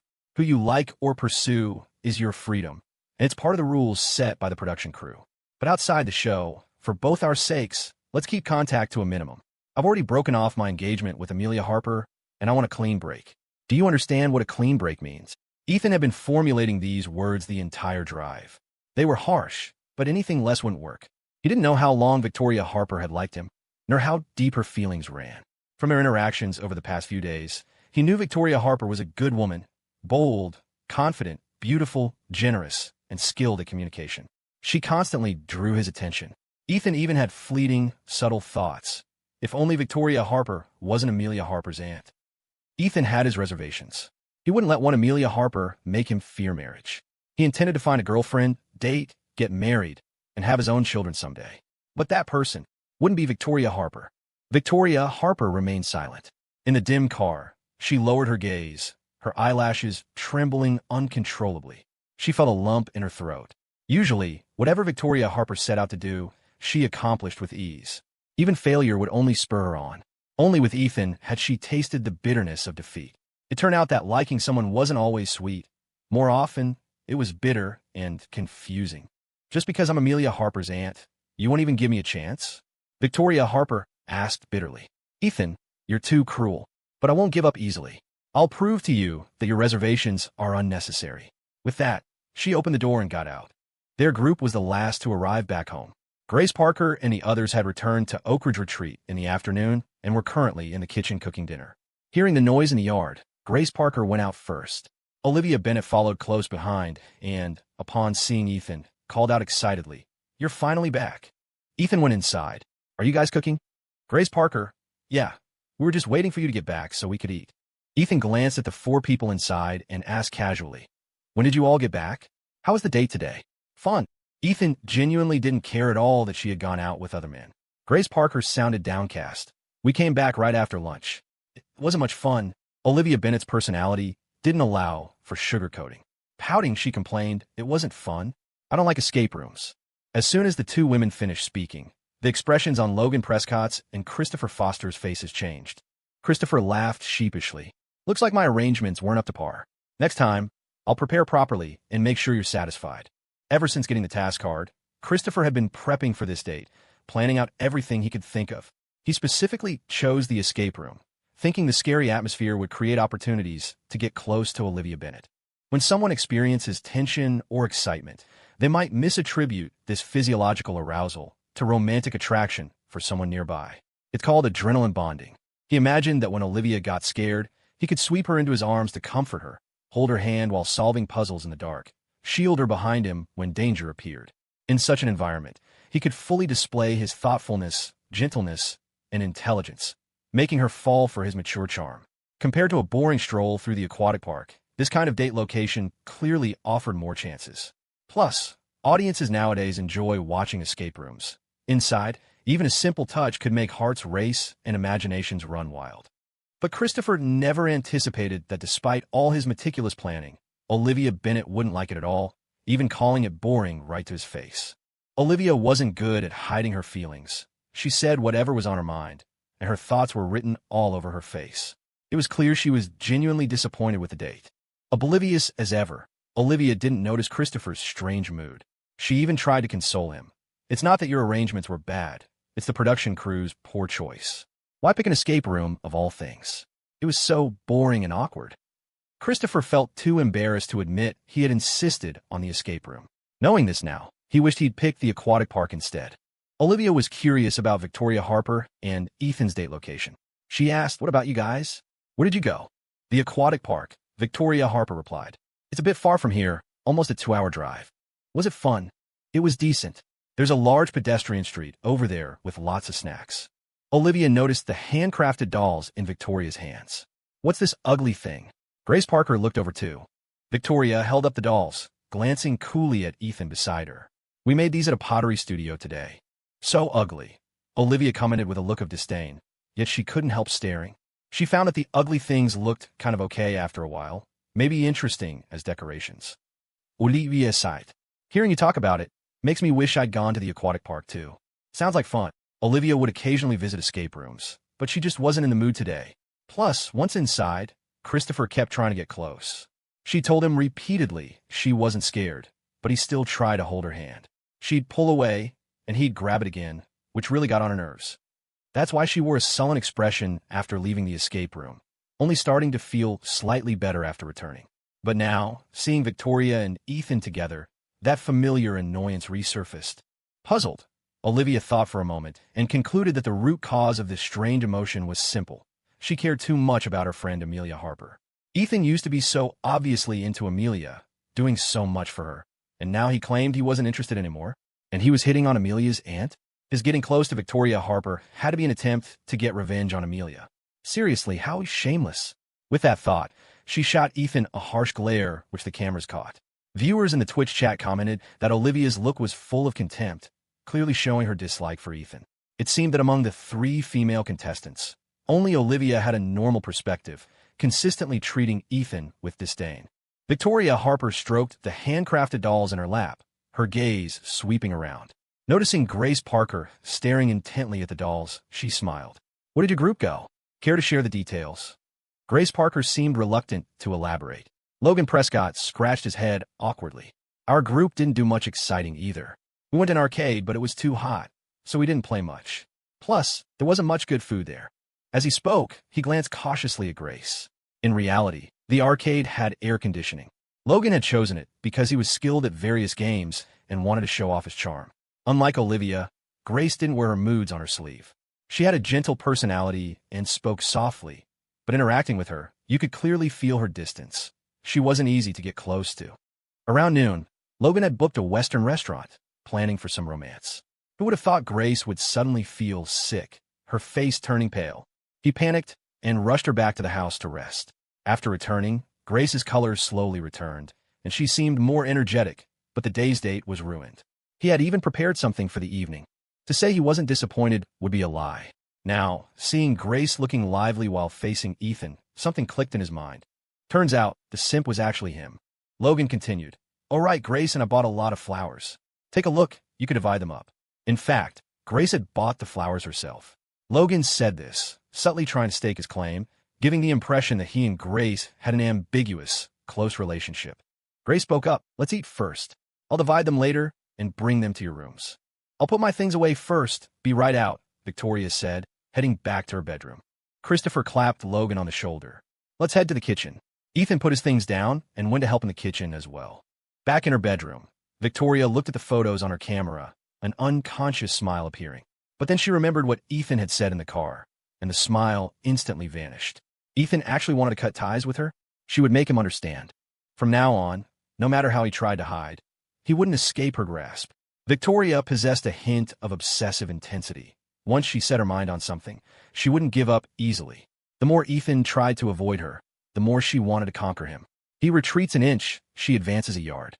He could go anywhere, but he could never escape her watch. The cameraman following her lowered his camera, noticing Victoria's dark expression. "Boss, are you feeling down?" he asked with concern. "Yeah, I'm in a bad mood," she replied coldly. "And if I'm feeling bad, someone else needs to feel bad with me. Didn't Benjamin Harper want to sign for that land in the Westbrook district? Get the word out, hike up the price, make him lose his shirt." And Richard Johnson. Ethan had said he wanted to handle things himself, but she was genuinely upset right now and just wanted to stir up some trouble. Report the Johnson Group's illegal activities and violations to the authorities, and hire some marketing accounts and online trolls. Spread the news about him abusing his son and the elderly on Twitter. Let him get a taste of online bullying too. Whenever Victoria Harper wore that expression, someone was bound to suffer. The photographer shivered uncontrollably, breaking out in a cold sweat. "Boss, Ethan already turned you down. Why are you still helping him?" Victoria Harper lounged on the wicker chair, stroking the bunny plush in her arms intermittently. "Don't you think this makes it more interesting? If he actually got together with me over such a small favor, he wouldn't be Ethan. I prefer a higher degree of difficulty. The more he dislikes me, the more I want to conquer him. Besides, I don't think I'm not in his heart. He just doesn't dare admit it. The day he does." Victoria Harper didn't elaborate, letting out a low chuckle instead. When that day came, her soul and Ethan's would achieve perfect synergy. They would embrace, cling, tear at each other, merge into one. Saying things like, "Your mind was too cliché," twisted, extreme love knew no boundaries. "You are me, we are symbiotic, sinking and falling together." She wanted Ethan to lose his sanity, to show unbridled possessiveness when loving someone, not tiptoe around everything. The thought sent a delicious shiver down her spine, making the hair on her skin stand on end. Victoria Harper gazed at the night outside the window, her somber eyes like those of a nocturnal predator hunting for prey. At dinner that evening, Victoria Harper uncharacteristically didn't sit next to Ethan. She ate her food coolly. Everyone noticed the change in Victoria Harper. Christopher and Logan both concluded that Ethan must have disappointed her on today's date. The thought brightened their moods considerably. That's how people are. Your own failure hurts, but someone else's success is even harder to swallow. Grace Parker secretly watched Victoria Harper and Ethan, wishing more than anyone that Victoria would stay far away from him. Olivia Bennet was completely clueless and no threat. Only Victoria Harper, bold in her actions, always saying suggestive things, a master of ambiguity, never hid her affection for Ethan. Grace Parker worried Ethan might fall for it if he wasn't careful. Today, it was Ethan and Victoria Harper's turn to cook. After dinner, they silently cleared the dishes into the kitchen. Each washed their own share, neither speaking. Ethan wasn't used to it first, but on second thought, wasn't this exactly what he wanted? Victoria Harper's coldness clearly meant she'd taken his words to heart. This was good. Matters of the heart should be dealt with decisively. Ambiguity just wasted time and drained others' energy. Victoria's reaction suggested she probably didn't like him that much after all. Ethan was quite satisfied with this. Ethan slid a stack of plates into the clean water. You go rest. I'll handle the rest. Without a word, Victoria Harper untied her apron and left. Ethan automatically watched her go, thinking her figure, melting into the darkness, looked remarkably lonely. Why do Victoria Harper and Ethan seem weird? Did something happen in the car? They were fine on the date today. Why are they so cold now? Not talking. She didn't even tie her apron, and Victoria hasn't teased Ethan, which is rare. I'm actually not used to it. Good riddance. Looks like Victoria Harper finally flushed the sewage out of her brain and stopped liking Ethan. Whispering here, but I actually quite like this pair. Compared to the other two couples today, Ethan and Victoria Harper did so well. Olivia Bennet complained about everything in the escape room. Watching her was exhausting. Total princess syndrome. No idea how Christopher puts up with it. Grace Parker was okay, but way too distant, totally unapproachable like an iceberg. She's not usually like that with Ethan. Gotta say, Christopher picking the escape room was clearly a ploy to get touchy-feely with Olivia Bennet, right? He was constantly pulling and tugging at her inside. If I were Olivia, I'd have thrown a bigger fit than she did. Logan should just give up on Grace Parker. The film queen clearly doesn't like him. You can't force love. Her heart isn't with you. Usually, on these dating shows, you can kind of tell the direction after the first date. But these 6 are a total mystery. Can't figure them out at all. Is it possible not a single couple will form this season? Christopher and Logan today are like two simps. Pot calling the kettle black. They should just hug it out and cry together. Sweaty from washing dishes, Ethan stood in the yard for a while, enjoying the cool breeze. The director announced that the second round of DM matches would be sent tomorrow. In the observation lounge, Sophia's heart was breaking. Initially, she'd only shipped Ethan and Victoria Harper because she disliked Amelia and wanted to spite her. But watching them over the past few days, her feelings had become genuine. Now she was their number one shipper, even coining a ship name for them, Victhan, welded together. Watching their date unfold, they seemed more and more compatible. Ethan was reserved. Someone like him needed a bold, proactive partner to lower his defenses. Among the 3 women, Victoria's personality was the best fit, direct, saying whatever was on her mind. Sophia thought they'd grow closer after today's date, but instead, upon returning to Oak Ridge Retreat, one clammed up and the other became distant. They didn't even sit together at dinner, and her favorite kitchen interactions involved zero conversation. What was happening? Was the ship she was rooting for about to sink? Host Liam Carter received the director's task board. She announced, tomorrow is the second time the guests send their DM matches. This time it's a group challenge. If all the matches connect correctly, everyone gets 1 diamond. Even one wrong connection means no diamonds for anyone. Daniel Ford. This sounds really difficult. William nodded in agreement. Usually on dating shows, people send messages to whoever they went on a date with. But with this group, I honestly have no clue. Liam Carter brought out the board. All right, let's start with the easiest connection. Looking at the 6 guests on the panel, none seemed easy. Finally, psychologist Nathaniel Ellis spoke up. Olivia Bennet and Christopher will connect with each other. They won't change. Daniel Ford. But I feel like their date experience was terrible. Will Olivia really send her message to Christopher? Nathaniel Ellis. Who else would she send it to? Compared to Logan and Ethan, Christopher is clearly the more likely option. True. Liam Carter picked up a pen and drew a line connecting Olivia Bennet and Christopher. Okay, settled. What about the others? I think Logan will still choose Grace Parker. Daniel Ford. Even though Grace Parker is so cold to him, he won't give up? Nathaniel Ellis. Maintaining adult decorum. And again, who else would he choose besides Grace Parker? Daniel Ford. What if things change tomorrow? Nathaniel Ellis. We can adjust then. No big deal. Liam Carter drew Logan's line towards Grace Parker. Who will Grace Parker choose? This was the tricky part. Would Grace Parker choose decorum or stick to her guns? Nathaniel Ellis analyzed. Grace Parker clearly joined this show for Ethan. Based on all her behavior, she cares most about Ethan and couldn't care less what others think. So, she'll send her message to Ethan. As for Victoria Harper, Sophia, who hadn't spoken, stood up. Victoria Harper will definitely send hers to Ethan. I'd bet my life on it. Amelia, silent until now, scoffed. I disagree. Victoria hasn't even initiated conversation with Ethan since they got back. I think she's finally faced reality and knows it's impossible between them. Sophia Reynolds asked. All right, as Victoria Harper's niece, who do you think she'll send her DM to? Give me a reason. Christopher Foster. Why? Amelia Harper replied. Because she complimented how well Christopher Foster cooked the rice today. Huh? Sophia Reynolds burst out laughing. Praising his cooking means she's interested in him? Then what about yesterday and the day before?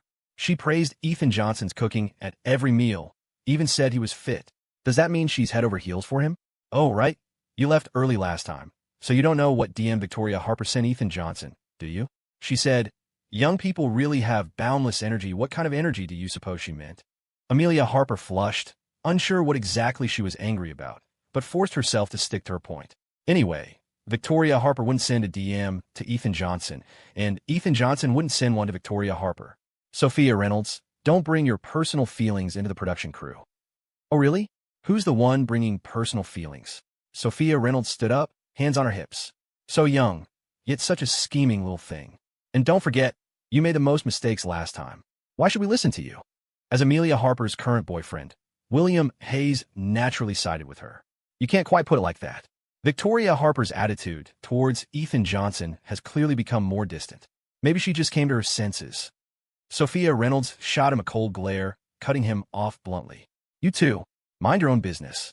A pair of underachievers. Seeing the host wasn't connecting the lines yet, Sophia Reynolds simply walked up, snatched the pen, and quickly drew the line connecting Victoria Harper. Her ship was endgame. No one could make either of them give up. Liam Carter muttered awkwardly. What about Ethan Johnson then? He's obviously connecting to Victoria Harper. They went on a date together today. The atmosphere was great, Sophia Reynolds declared confidently. It really wasn't that certain. Initially, they thought Ethan Johnson's intentions among the guests were the easiest to guess. Who knew he'd turn out to be the most inscrutable one? Like the previous time, everyone assumed he'd send his DM to Grace Parker or Victoria Harper. But instead, he gave it to Olivia Bennett. There were absolutely no romantic interactions between those two. Calling it adrenaline bonding was less accurate than calling it battle sparks. Nathaniel Ellis saw Sophia Reynolds' forceful demeanor and smiled helplessly. Let's just listen to Sophia. Ethan Johnson gives his DM to Victoria Harper. Nathaniel Ellis, good eye. Sophia Reynolds happily connected the final line. Let's go with this. Since last night, Grace Parker had been feeling unwilling to concede. Seeing Ethan Johnson and Victoria Harper leave together this morning pushed that feeling to its peak. While on her date with Logan Prescott, she couldn't stop thinking about what Ethan Johnson and Victoria Harper were doing. Where would they eat? What would they do? She was completely distracted, growing more agitated the more she thought about it. Compared to Victoria Harper's openness, Grace Parker's personality was more reserved, but that didn't mean she lacked ambition. Her drive was what took her from being an unknown actress to her current status as a movie queen. She had to do something, or she'd truly be handing him over without a fight. On a reality show, every action is recorded by the cameras. Grace Parker had to consider not only Ethan Johnson's preferences, but also the audience's perception and the NDA clauses, which greatly restricted her actions. If she could, she would tell Ethan Johnson, I love you 100 times a day. Grace Parker bought a lot of flowers at the florist today. Every flower has its meaning. Pink roses represent first love. Baby's breath means endless love.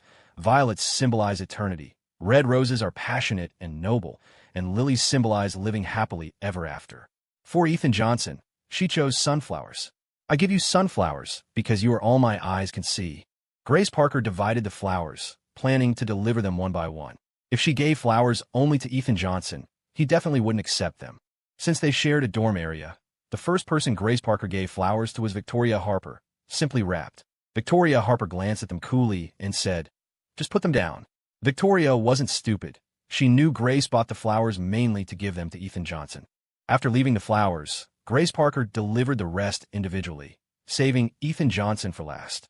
She took the carefully arranged bouquet and knocked on Ethan Johnson's door. After a moment, Ethan Johnson opened the door. Seeing her, he raised his eyebrows in surprise. "What's up?" Grace Parker held out the flowers. "For you." Ethan Johnson looked at the flowers in her hand. "For me?" Ethan Johnson could tell at a glance that she had chosen these flowers carefully. Grace Parker said, "Everyone got some. I bought them today to decorate Oak Ridge Retreat a bit. I just picked them randomly. Do you like sunflowers?" "They're okay." Only then did Ethan Johnson reach out and take them. "Thanks." He accepted the sunflowers. Ethan Johnson didn't know much about the language of flowers. Sunflowers were common in flower shops. They probably didn't have any special meaning, right? Grace Parker gave a small wave. "You worked hard today. Sleep well. Good night." Ethan Johnson replied, "You too. Good night." Just as they were exchanging good nights, Victoria Harper slowly walked past, shooting Ethan Johnson a chilling look. That single glance sent a shiver down Ethan Johnson's spine. Seeing the cameraman following Victoria Harper, Grace Parker didn't linger, quickly lowering her head and leaving. As soon as she was gone, Victoria Harper stared at the sunflowers in Ethan Johnson's hand, pouting and saying mockingly, "Do you like sunflowers?" Ethan Johnson. Victoria Harper continued, "You worked hard today, sleep well." Ethan Johnson.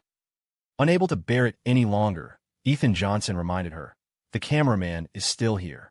The cameraman poked his head out. "Don't worry, the camera's off." "If it's off, why are you still carrying it?" Ethan Johnson thought. The cameraman moved aside, pretending not to see anything. Victoria Harper crossed her arms, her chin slightly raised. Her face was proud and bold, like a stunning red rose. Although she was noticeably shorter than Ethan Johnson, her aura seemed to tower over him, making her upward gaze feel more like a condescending look from above. In her eyes, Ethan Johnson seemed like a toy in her hands at that moment. "Hand out." "Huh?" Although confused, Ethan Johnson obediently held out his hand. Victoria Harper placed a mobile phone into his palm. "Use your own contacts to reach out. I won't help you. Remember to return the phone when you're done. Also tomorrow. Don't forget what you promised me." Ethan Johnson gripped the phone, staring blankly at Victoria Harper. He opened his mouth, feeling like he should say many things, but only managed a simple, "Thank you." The production crew rules stipulated that guests couldn't bring phones. Victoria Harper had clearly hidden this one. Judging by the phone case, it was clearly one Victoria Harper used often. "Hide it well," Victoria warned. "This is the only phone I kept hidden. If it's found and confiscated, it's gone." "You're giving it to me? What about you?" "Going without it for 2 or 3 days isn't a big deal." Victoria Harper said this deliberately, though in reality, having a phone or not didn't impact her much. The staff around her were her employees. What information couldn't she get? They stood facing each other quietly for a moment before Ethan Johnson tentatively asked, "Is there anything else?" "No." Victoria Harper glared fiercely at him, then turned to leave. She stopped after just a couple of steps. "Ethan Johnson, did you forget to say something to me?" "Say what?" Victoria Harper's mocking tone returned. "Sleep well, good night." Turns out Victoria Harper could be quite petty about such small things. She hadn't actually left. She was just waiting for him to say good night. The 26-year-old Victoria Harper had a childish side, a stark contrast to her usual demeanor. If the viewers on Twitch saw this side of her, who knows how many fans it would attract. Ethan Johnson replied in a low voice, "Good night." Watched Victoria Harper leave, Ethan turned, went back inside, and closed the door. He picked up his phone and called Samuel Sullivan directly. He explained the situation concisely, but worried he hadn't been clear enough, he also sent a text message with some files attached. In short, there were 2 things.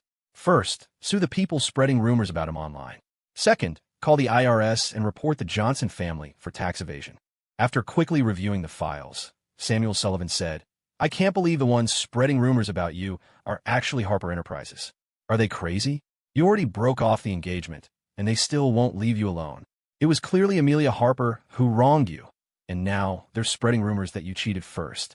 They really resort to any low-down trick imaginable. It makes me scared to even date or get married. Get mixed up in this kind of mess, and the stink never washes off. It's truly disgusting. Can we win a lawsuit? I looked it over. There's plenty of evidence. Shouldn't be a problem. Aren't you filming that reality show? Where did you find time to gather all this? Someone help me. So this phone, is it yours or someone else's?" "It's someone else's too." Samuel Sullivan teased. "Let me guess. It wouldn't happen to be Victoria Harper's, would it?" "Ethan, how did he guess that?" Samuel Sullivan said. "I've been watching your show. You've been interacting with Victoria Harper the most these past few days. I'm practically the captain of her ship now. Stop joking. Do you even know who Victoria Harper is? I know. She's Amelia Harper's younger aunt. If you ask me, she's helped you so much, you might as well just get together with her. That way, Amelia Harper would have to respectfully call you uncle every time she sees you. It'd drive her crazy. Ethan, you can't exploit feelings. Samuel Sullivan, I'm kidding. But Ethan, do you really not have any feelings for Victoria Harper? She likes you so much. She joined the show specifically for you. She doesn't even care about the complications, so why do you? If you ask me, you're just overthinking things. You don't want to end up regretting this later, scrambling to win her back when it's too late. You'll really regret it then. Let's not talk about this. Ethan cut him off. Just help me get these two things taken care of. All right, Samuel Sullivan sighed. I'll handle it for you, and I'll keep an eye on the show's Twitch stream. I'll speak up for you. After saying that, Ethan hung up. This was Victoria Harper's phone. After all, it contained her private information, and Ethan wouldn't pry. Just as he was about to turn it off, a Twitter notification popped up with a trending topic. Hashtag Victoria Harper Ethan. He subconsciously tapped on it. It was filled with abusive comments. Some called him a scumbag, saying he was only dating Victoria Harper to get back at Amelia Harper. Others insulted Victoria Harper. Victoria Harper was being dragged into this entirely because of him. These people online were even more vicious and vile when attacking women, calling her a slut, homewrecker, desperate for male attention. The insults were endless. The online environment women faced was just harsher than that for men. They suffered from prejudice and injustice. Ethan's eyes burned as he read this, his head throbbing. It compelled him to do something. Victoria Harper's sudden coldness towards him the previous night had slightly improved public opinion about her. Netizens said she'd open her eyes or come to her senses. But that was far from enough. If she was to escape this kind of scrutiny, she would have to at least maintain that coldness towards him consistently.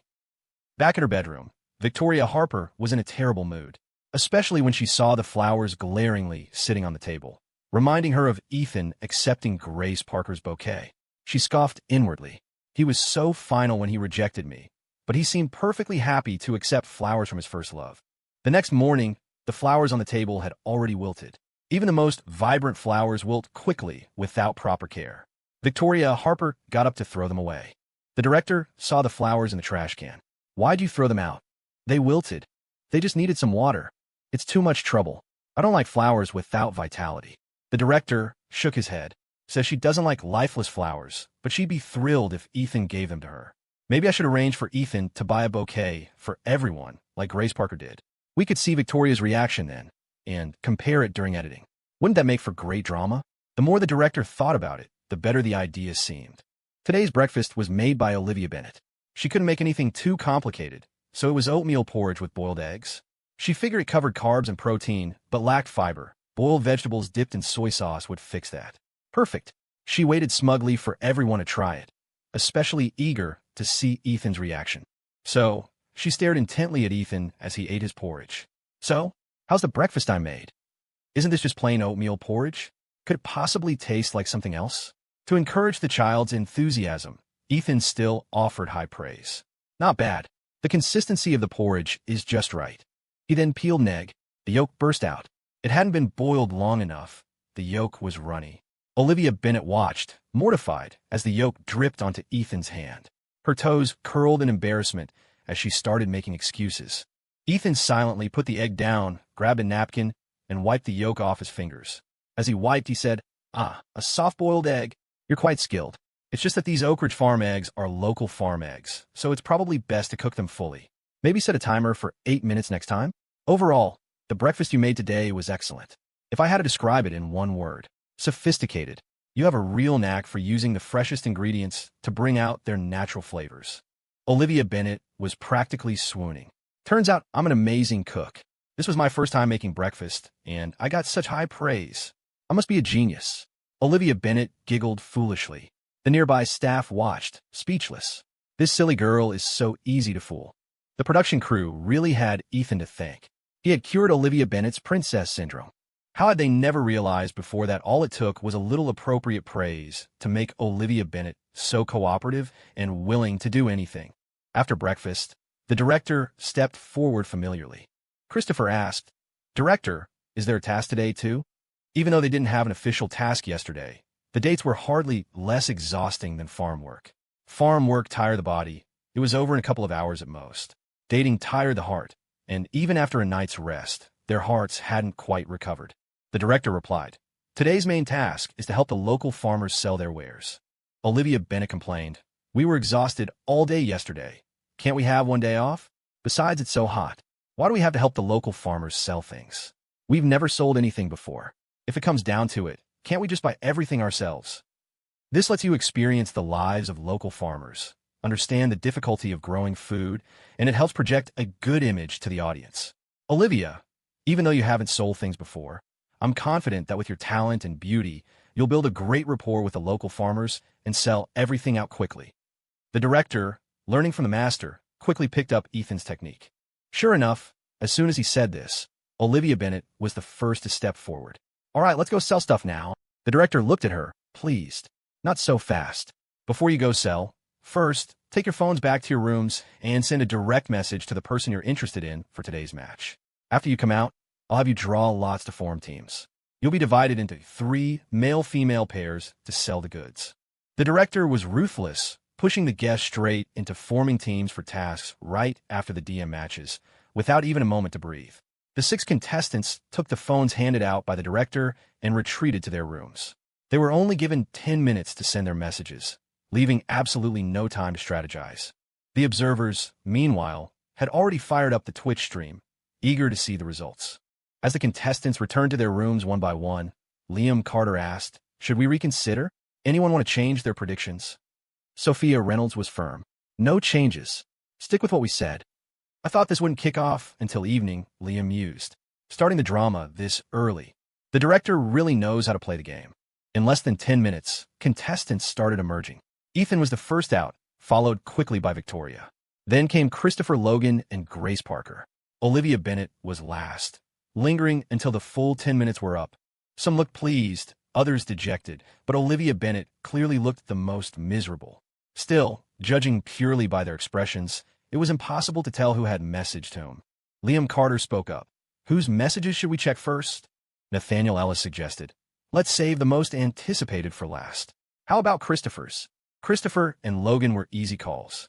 Just like last time, one message went to Olivia Bennett, the other to Grace Parker.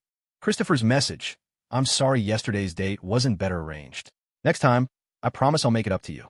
Logan's message: "I liked the flowers you sent." Olivia Bennett, also predictably, sent her message to Christopher again, still pretty happy. Grace Parker's focus remained unwavering. Ever since setting her sights on Ethan, she hadn't given up, no matter how much he rejected her or how cold he acted. Her DM to Ethan read, "There's no one else. It's only you." Victoria was another easy guess, consistent as ever. Her message to Ethan: "You really like flowers?" Then came the tricky one. Sophia Reynolds leaned forward nervously, eyes glued to the screen displaying Ethan's sent message. The content was simple, just 2 words: "Thank you." The recipient was Victoria. Sophia Reynolds jumped up, ecstatic. "I knew it. He does have feelings for her. They must have just had a little lover's quarrel last night." She shot a triumphant look at Amelia. "Looks like I proved you wrong again." Sophia toyed with a heart-shaped diamond pendant in her hand. "Amelia, if you'd listened to me this time, we'd both have come up empty." At this rate, she smirked, "Maybe you should start practicing calling my future husband uncle just to get used to it. Wouldn't want you to be tongue-tied when you meet him."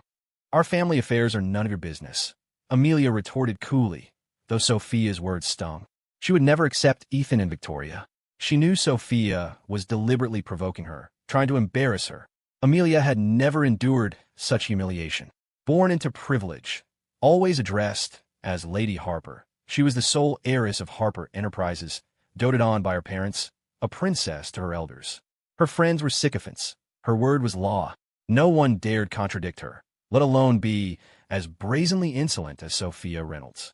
Furthermore, having dealt mostly with a compliant Ethan, Amelia wasn't practiced in arguing.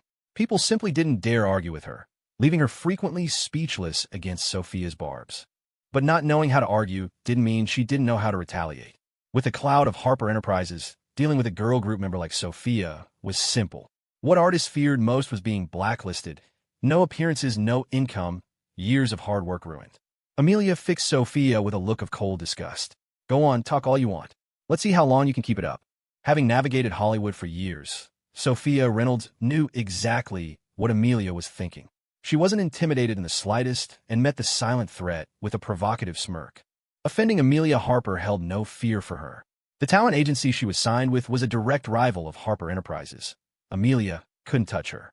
And if Amelia did dare to try and blacklist her openly, well, Sophia could always make a huge public spectacle, take it to Twitter, and let the netizens fight for her justice.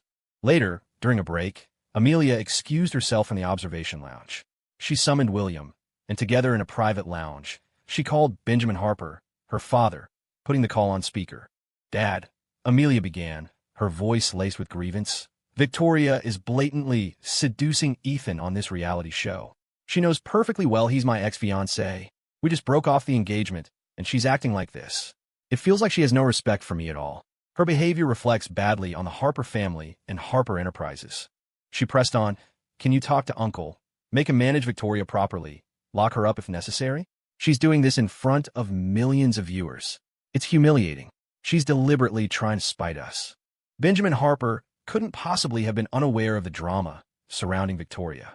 Did Amelia think he hadn't already contacted the branch of the Harper family Victoria belonged to? They wanted to control her, but they couldn't. Victoria had broken free from their influence years ago. "I'll find a way to handle the Victoria situation. Don't worry about that," Benjamin Harper replied, his voice sounding weak and tired over the phone. "But you, Amelia, you need to keep a lower profile for a while. How many times have I told you? Focus on managing the Johnson family trust and preparing to inherit the company. Stop wasting time and energy on unimportant things like this show. You should leave it sooner rather than later. And as for you and William." He paused, his voice hardening slightly. "Break it off." Benjamin had been incredibly busy lately, dealing with the fallout from teaching Ethan a lesson. Several smaller companies under the Harper umbrella had suddenly faced various problems, requiring his personal attention. The financial losses weren't crippling, but the hassle was immense, leaving him exhausted. William, standing beside Amelia, heard every word clearly. His hands clenched involuntarily as he fought to maintain his composure. Benjamin Harper had always looked down on him. His background wasn't prestigious enough, his education wasn't top tier, he offered no strategic value. To a pragmatic businessman like Benjamin, people without tangible value were essentially disposable. As long as Benjamin disapproved, it didn't matter how much Amelia liked William. If Benjamin hadn't forced him out previously, he and Amelia might already be married. "Dad," Amelia said quickly, changing the subject, "I wanted to discuss something. Doesn't the Johnson family want to maintain a cooperative relationship with us? Well, since they've kicked Ethan out, and Aunt Margaret is too old to easily have another child, they won't have an heir when they pass away. Why don't we suggest they formally adopt William? Recognize him as their son." William's eyes widened in disbelief. Amelia had never mentioned this possibility. Surprise warred with a sudden, intense thrill. The Johnson family wasn't insignificant. They possessed status and wealth. Otherwise, Benjamin wouldn't have sought a marriage alliance with them in the first place. If he could officially become a Johnson, he wouldn't have to languish as a minor actor. He'd inherit their fortune, secure his status, and finally earn Benjamin Harper's respect.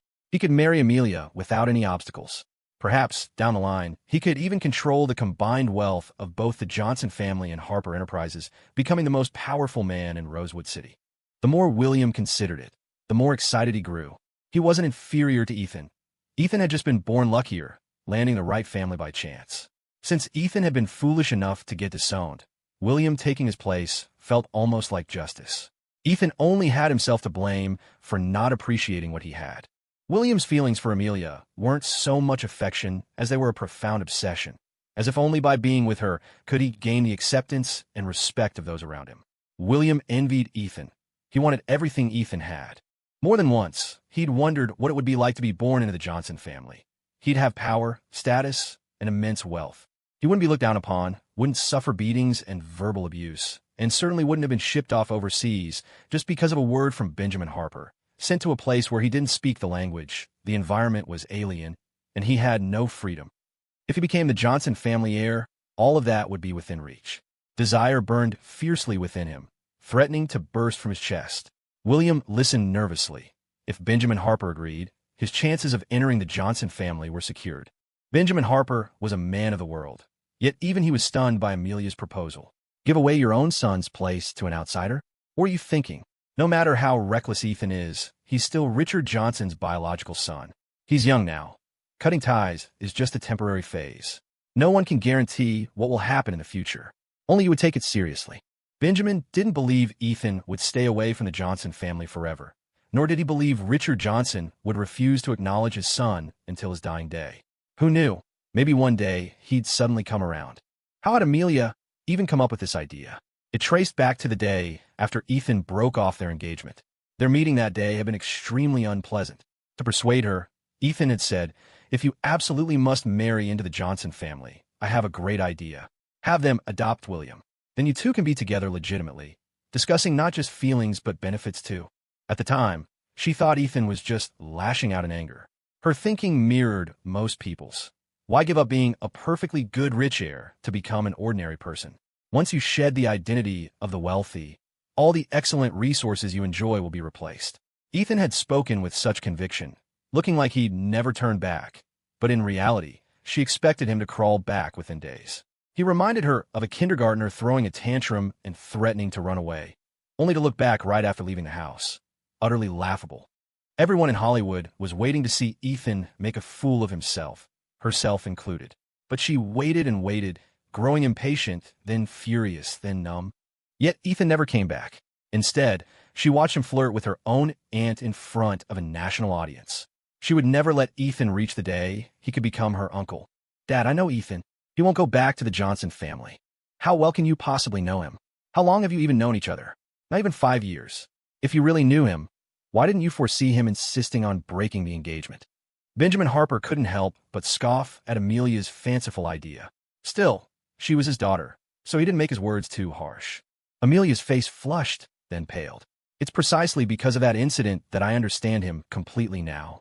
Once he decides something, he never looks back. That severance document he prepared for his parents already burned his bridges." "Severance document? Sounds nice, but he has Richard Johnson's blood flowing in his veins. He's still named Johnson. The Johnson family spent money raising him. Can a single piece of paper really sever all that? Even the law wouldn't recognize it. Don't talk such nonsense to me. I know you're thinking about William, but you need to be realistic. Don't forget why Ethan broke off the engagement with you in the first place. It was because you ran off to be with William. To put it bluntly, William caused it. If it weren't for William, would Ethan have broken the engagement? Would Richard have cut ties with his own son? And now you want to send the main culprit over there?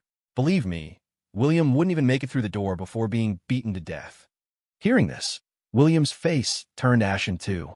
His earlier excitement turned into stagnant dread. Benjamin Harper had a point. Amelia was the one being naive. If the Johnson family didn't even want their own son, why would they want him, someone arriving halfway through? "Dad," Amelia became anxious. "Let me be clear then. I can only be with William in this life. I won't follow your arrangements. The only person I can marry is William. If you try to send William abroad again like before, I'll go with him. If you force me into an arranged marriage, I'll present you with a grandchild ahead of schedule." Honestly, after all these years, foolish and absurd, his daughter, raised with such care, was being utterly unreasonable. Benjamin Harper's blood pressure spiked. His shaky voice and heavy breathing came through the phone. Amelia bit her lip, steeling herself. "Dad, let's each take a step back. Figure out a way for William to enter the Johnson family. Let him build a good relationship with Ethan's parents. It's just to have his name associated with the Johnson family, without interfering with the Johnson family trust. I think the Johnsons might agree. Unlike Harper Enterprises, they don't have many relatives. Their family ties are thin. In all the years I was with Ethan, I barely met any." The sound of someone drinking water came through the phone. Benjamin Harper remained silent. Amelia knew this couldn't be rushed. She had to give Benjamin time to process it. Benjamin Harper thought for a long time, finally sighing in resignation. He had spoiled Amelia for over 20 years.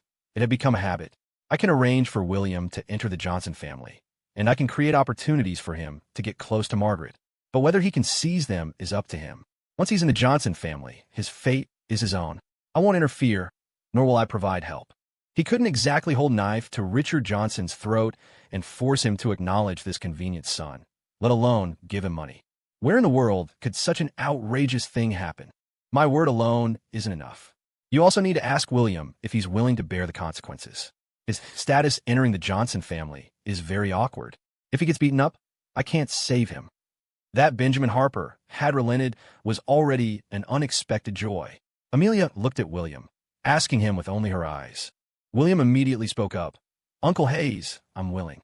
As long as I'm given this chance, I will definitely grasp it firmly. As the saying goes, nothing ventured, nothing gained. Who could predict the future? What if William really did inherit the Johnson family trust? Then Harper Enterprises could absorb. In any case, William joining the Johnson family wasn't necessarily a bad thing. With status and position, if he could even snag some Johnson family shares, making him a Harper family son-in-law wouldn't be out of the question. Dad, thank you. Amelia, don't do things you shouldn't. You're grown up now. It's time to be obedient and sensible. Grandchildren can only be made after the engagement is finalized. Do you hear me? Amelia quickly said she heard him. The rather unpleasant call ended. After hanging up, Amelia looked apologetic. Sorry, I didn't discuss it with you beforehand. You were doing it for my own good.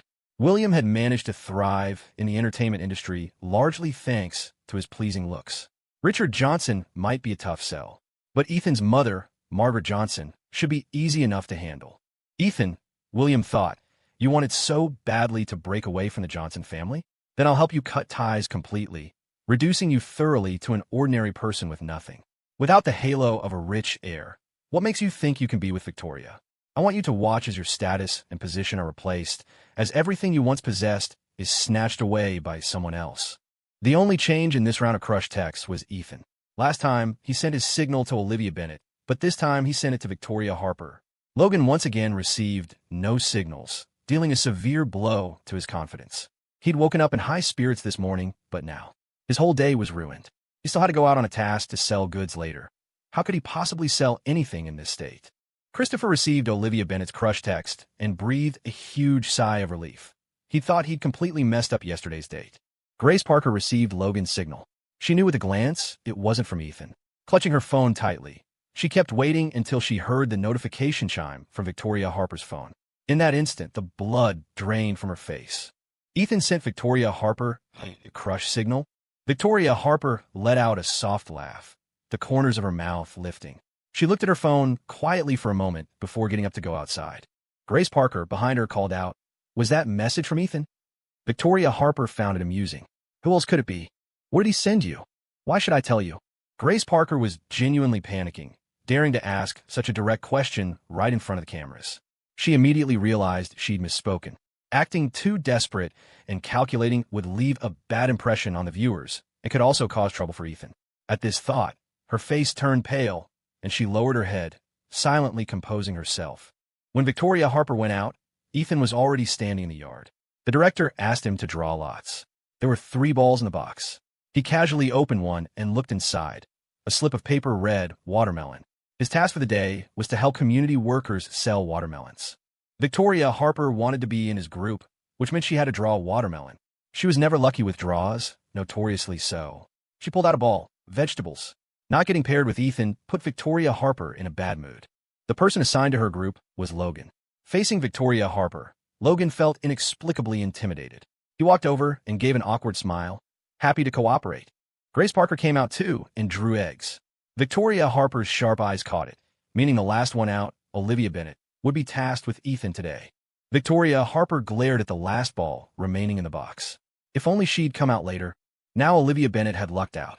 Still, compared to Grace Parker, the clueless Olivia Bennet was easier on the eyes. Olivia Bennet was the last one out. Why last? Because she was waiting for messages. Last time she received 2 texts. This time, she wanted to see if she'd get 2 again. But she waited, and nothing came from Ethan. Ethan finally hadn't lost his mind and sent her text. She should have been relieved, but for some reason, she felt an emptiness inside. When she came out, everyone was waiting for her. She picked up the last ball and opened it. Watermelon? What's that? The director explained. Watermelon means you and Ethan will be selling watermelons together today.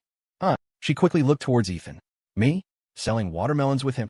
Director, do you have an objection? Olivia Bennet shook her head. No objection. The emptiness in her heart felt as if it had been filled by a small piece of cake. She tilted her chin up, walked over to Ethan, and crossed her arms. Let's get this straight. I'm only paired with you because of the show's rules, not because I want to be. When we're selling watermelons, stay away from me, don't talk to me, and don't drag me down. She glanced at the nearest camera, thinking inwardly that she needed to make things clear to avoid any misunderstanding with Amelia Harper. It was just that her attitude felt suspiciously like a classic case of protesting too much. Ethan simply took it as her disliking him. a situation he was more than happy with. "Don't worry, I won't bother you." Victoria Harper, overhearing their conversation, sauntered over. She leaned closer to Olivia Bennet. "You dislike Ethan so much and don't want me grouped with him. How about we switch? In your dreams, I won't let you have your way. Don't forget you're Amelia Harper's aunt. What does it look like for you to be sticking so close to Ethan all the time?" Olivia Bennet retorted quickly after a brief pause. "Besides, the director said it was decided by drawing lots. Those are the rules. They can't be changed just for you. Switching whenever you feel like it? Do you think this is your house?" The director stepped forward. "Indeed, you cannot switch." Victoria Harper shot him a cold glare in response. The director quickly turned his back, pretending not to see. The group got into vehicles and set off separately for their tasks. Looking at the large truck full of watermelons, Olivia Bennet was dumbfounded. "Director, do we have to sell this entire truckload?" "Yes." "Ow! Take it to the farmer's market to sell, or sell it on the roadside. Sell it however you want. Can we sell via Twitch streaming then?" "No. Watermelon prices are already low in the summer. You can buy them anywhere. They aren't exactly rare. If you sell via Twitch stream, the shipping costs would practically equal the price of the watermelon itself. Plus, they spoil easily during transit." Olivia Bennet's initial idea of selling goods involved Twitch streaming. She hadn't expected it to be like hawking wares on the street like a vendor. She knew it. Nothing good ever happened in Oak Ridge community. And the director, always coming up with random, troublesome ideas, full of mischief, just loved to torment people. "I've only ever bought watermelons, never sold them. How am I supposed to sell this many?" Olivia Bennet felt her temper rising again, and the audience in the Twitch chat was likely waiting for her outburst too. The director knew she was the most difficult one and was pondering how to handle her when Ethan spoke up beside him. "A mature and independent woman like you must be well-liked wherever you go, right? And you're so beautiful. Everyone loves you. Selling some watermelons should be a piece of cake. I believe just by standing here, you're a walking advertisement. You're this year's #1 watermelon spokesperson." Olivia Bennet didn't react much after hearing this. Instead, she silently opened the truck door and got in. A moment later, her small head popped out of the window. "Let's go. Time to sell some melons." Still easily swayed as always, Olivia Bennet's compliance significantly lowered the difficulty of the task. Ethan got into the driver's seat and drove towards the farmer's market. His plan was to drive a stretch, stop and sell, then continue, hoping to sell off the entire load on the road from one Maplewood Township area to another. For this, Ethan had even prepared a loudspeaker recording. "Get your watermelon. Get your watermelon. Come get your watermelon. Watermelon prices are dropping like crazy. Watermelons are practically jumping off the truck. Hey, Mommy, I want watermelon, big watermelon. Buy it. Big sweet melons. Buy them to make popsicles, drinks, jelly, ice cream. No additives, safer for the kids." The Twitch chat audience burst out laughing. "Ethan is so creative, even I suddenly want to buy a watermelon." "Exactly. Why can't they sell via Twitch stream? I want watermelon too. I want to buy one. My first watermelon craving of the day. Going downstairs to buy one right now. You guys are still thinking about buying melons here? Didn't you hear the watermelons are jumping off the truck? Someone go save the watermelons. The teams are all messed up for this task. My favorite ship got split up just like that. Maybe it's just me, but I feel like Olivia Bennet seems happier with Ethan. She talks more. Her expression is relaxed. Compared to her date yesterday, she looks much more natural." Olivia Bennet's attitude towards Christopher wasn't like this at all. She was always cold towards Christopher, looking annoyed with a stern face. No idea how the shippers even make that pairing work. Even if Olivia Bennet doesn't like Christopher, she won't like Ethan either. She hates him so much. They drove towards Maplewood Township, and while quite a few people stopped to buy watermelons along the way, it wasn't nearly enough to sell out the entire truckload. Although Olivia Bennet had agreed to put in a real effort selling watermelons with Ethan, she was still reluctant to interact with strangers. Ethan didn't push her, leaving them to divide the labor. He handled the sales pitch while she took the money. Word came from the production crew that Grace Parker's team was the first to sell out. As an award-winning actress with widespread fame, Grace Parker had fans everywhere. Selling eggs was a breeze for her. She even threw in autographs for fans, drawing long lines to her stall. They packed up well before noon. Next up was Victoria. She and Logan weren't getting along, so they decided to split up their vegetables. Logan went to the Maplewood Township Farmers Market, while Victoria drove to the main Maplewood Township area, which had more foot traffic. Victoria chose the main township because she'd heard Ethan was heading there too. The vegetables, freshly picked by the villagers early that morning, were starting to wilt in the intense heat. Victoria noticed the other vendors had watering cans to keep their produce fresh, so she got one for herself too. Victoria proved to be a natural salesperson. She wrote the prices on a sign, stood up, and called out to the crowd, quickly drawing a lot of attention. Her stunning looks were certainly an advantage. Who wouldn't want to buy vegetables from a beautiful woman? Combined with the buzz generated by the production crew, many people recognized her and flocked to her stall. The production crew had provided Victoria with a digital scale, not an old-fashioned mechanical one. Watching her expertly weigh the vegetables and calculate the cost, the viewers in the Twitch chat were amazed. Whoa, Victoria knows how to use a digital scale? What doesn't she know? Did she secretly practice with the community workers when we weren't looking? Can someone explain why Victoria, a pampered heiress, knows how to do this? I've read online that some rich kids can't even tell different vegetables apart. This can't be Victoria's first time selling produce. She's way more skilled than the other guests. Only Ethan seems to be on her level. It's weird, right? Both Ethan and Victoria come from wealthy families, but they're naturals at both farming and selling. Meanwhile, Christopher keeps bragging about growing up on Oak Ridge Farm, but he's useless at everything. I thought today would be his chance to shine, but Grace Parker basically sold all the eggs for him, and he even managed to break a few. Christopher has 3 older sisters. Maybe he grew up with authoritarian parents? As soon as she sold out, Victoria immediately asked about Ethan. Selling watermelons wasn't going as well as selling vegetables. There was a bumper crop of watermelons this year, meaning many farmers couldn't sell their stock, leaving melons to rot in the fields. For Ethan to have sold half his load already was actually quite impressive. Olivia Bennett was getting antsy. When are we going to be done? It's so hot. They stood in the shade, both drenched in sweat despite the small handheld fans they clutched, which offered little relief. Ethan noticed Olivia Bennett's makeup starting to run. If you're too tired, he suggested, why don't you find a bubble tea shop and take a break? Normally, Olivia Bennett wouldn't have needed telling twice, but today she wanted to prove herself. No, Olivia Bennett sniffed haughtily. Don't get the wrong idea. I'm not staying because I want to hang out with you. It's the production crew's rule. We have to sell everything before we can rest. Besides, she added, lifting her chin, without me as your human billboard, you probably wouldn't sell a single one. Seeing her typical sunner pout, Ethan didn't argue, just played along with a chuckle. Right, you're absolutely essential. I'm lucky to have you. Otherwise, I wouldn't have sold a single watermelon today. Selling this many and making all this money, it's all thanks to you. Olivia Bennett's cheeks flushed. It's definitely just the heat, she told herself.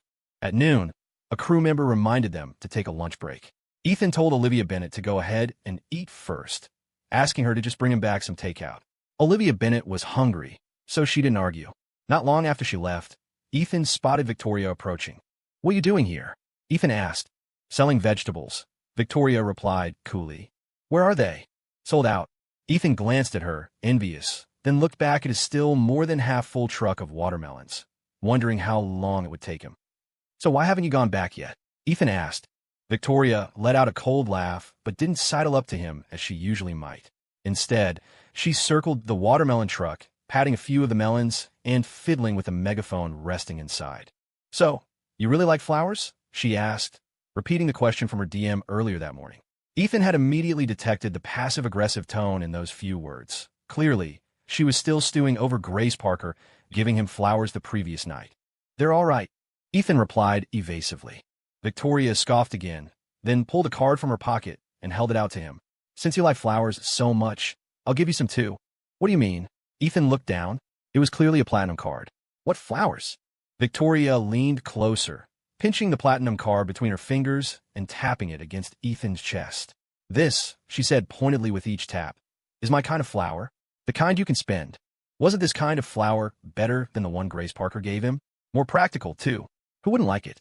Yet Ethan recoiled, dodging the card. I don't want it. Victoria's smirk faded as she met Ethan's serious gaze. He genuinely didn't want it. She couldn't help wondering if his overly earnest nature made him think she was trying to become his sugar mama. If only she could just buy his affection, she thought wryly. It would save her the trouble of trying to seduce him, something she wasn't naturally good at.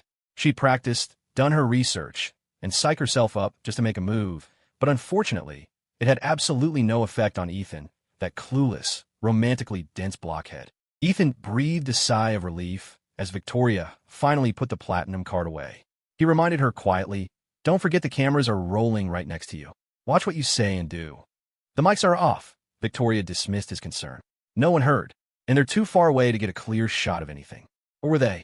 OMG, Victoria came all the way here just for Ethan. Looks like she really can't get over him. Feels like Victoria is being way colder to Ethan now. Did they have a fight? Can we get a lip reader in here? I need to know what Victoria said to Ethan. He looks kind of bashful, lol. Did Victoria just pull out a card? Don't tell me it was a platinum card. Since when are platinum cards silver? It was probably just a regular credit card. Victoria probably doesn't even qualify for a platinum card, right? Those things are super exclusive, reserved for billionaires. Since when is she that rich? Why do they cut the audio? What secrets are they hiding from us? Queen Victoria, adopt me please. I want to join this family drama. Faced with tears of joy, Victoria asked, how long do you think it'll take to sell this whole truckload? Ethan honestly had no idea. Victoria turned to a nearby crew member. Is there a penalty if we don't sell everything? No, the crew member replied. Director Miller just said to do your best. Well, if there's no penalty, let's just head back, Victoria suggested. You haven't eaten yet, and it's scorching hot out here. I'm worried you'll get heat stroke. Ethan did feel a bit dizzy. He took a sip of water. I'll head back later, he said. I want to sell as much as I can first, help lighten the load for the community workers. Hearing his reason, Victoria didn't press him further. Just then, Olivia Bennett returned. Usually, she took forever to eat, but today she was back surprisingly quickly. Less than 20 minutes had passed. Olivia Bennett walked up carrying takeout boxes. The moment she saw Victoria standing next to Ethan, a surge of hostility washed over her. What are you doing here? Seeing the hostility on Olivia Bennett's face, Victoria Harper almost thought she'd finally caught on. She casually picked up a watermelon and patted it. Buying watermelon. I want this one, wrap it up for me. Really just here to buy a watermelon? Victoria Harper paid and picked up the watermelon. I'm heading back. I'll wait for you at home. The way she said it, anyone who didn't know better might think they were a couple. Olivia Bennett felt inexplicably stifled. If the cameraman wasn't still there, she would have told Victoria Harper off right then and there. Only after Victoria Harper was far away did Olivia Bennett turn back and shoot Ethan a glare. Ethan, caught in the glare. Why was she looking at him like that? Had he done something wrong? Olivia Bennett held up the lunchbox. Here, thanks. Ethan opened it to find 2 meat dishes, 1 vegetable dish, and soup. All his favorites. Did you send your DM matches to Victoria Harper? The director banned discussion on this topic. She listened to the director when she felt like it and ignored him when she didn't. Olivia Bennett played by her own rules. So she asked again, then why did you send me that text last time? How did you know it was me? Only you would send something so cheesy. Praising me. Olivia Bennett looked away awkwardly. Why did you send me the interest text? Do you even know what that implies? When the audience sees it, and Amelia, I don't want her to get the wrong idea. Olivia sat on a low stool, her back to Ethan, resting her chin in her hands. Ethan paused, then decided to tell the truth. Sorry, I wasn't thinking too hard about it. I only sent it because I figured you wouldn't pick me anyway. If you're worried about misunderstandings, I won't do it again. Hearing the truth, Olivia Bennett's heart skipped a beat. She whipped her head around. Just because you thought I wouldn't choose you, you sent it to me? What if I? What if what? Nothing. Olivia Bennett stood up, looking down at Ethan. I'm warning you. Stay away from Victoria Harper. She's Amelia Harper's aunt. It's impossible between you two. Don't be fooled just because she's nice to you. She's just playing with you. A woman like her has seen every kind of man. I suggest you know your place. Ethan's head spun, his chest felt tight, large beads of sweat dripped down, and the hand holding the lunchbox was trembling. He was in no mood to listen to Olivia Bennett. Her voice just felt grating. Who I'm with is none of your business. If you get together with Victoria Harper, the netizens will tear you apart. Seeing Ethan wasn't listening, Olivia Bennett snapped irritably. Neither Harper Enterprises nor the Harper family will approve. You'll be the one losing face in the end. Besides, Amelia, she won't be happy either. Ethan said, I get flamed online even when I do nothing. Besides, it's my face to lose. Why do you care? Even Amelia Harper doesn't care. How could Amelia Harper not care? If she really didn't care, she wouldn't have called to warn her. Olivia Bennett was exasperated. She was just looking out for him. Why was he so ungrateful? Whatever else Olivia Bennett said afterward, it all revolved around Amelia. Ethan couldn't absorb any of it. It was like flies buzzing incessantly in his ears. He stood up, wanted to find somewhere else to eat. Unexpectedly, as he stood up, his legs gave out. Ethan lost control and stumbled backward, collapsing onto the ground. In an instant, his chest tightened. He felt short of breath, dizzy, and spots danced before his eyes. Overwhelming darkness threatened to swallow his consciousness. His sudden fall startled Olivia Bennet. "Ethan, what's wrong? Don't scare me. Why did you suddenly collapse?" Ethan touched his cold forehead, thinking. It seems Olivia Bennet was genuinely frightened. Her voice was trembling. After sitting for a moment, Ethan recovered slightly and said breathlessly, "I think I have heat stroke and low blood sugar." Hearing low blood sugar, Olivia Bennet immediately picked up a watermelon, smashed it on the ground, grabbed a piece, and stuffed it into his mouth. "Eat some quickly." Olivia Bennet helped him to a shady spot, got a bottle of mineral water, wet a cloth to place on his face, and aimed a small fan at him. "Feeling any better?" Seeing Ethan's pale face, Olivia Bennet stood up. "Wait here a second. There's a pharmacy nearby. I'll be right back."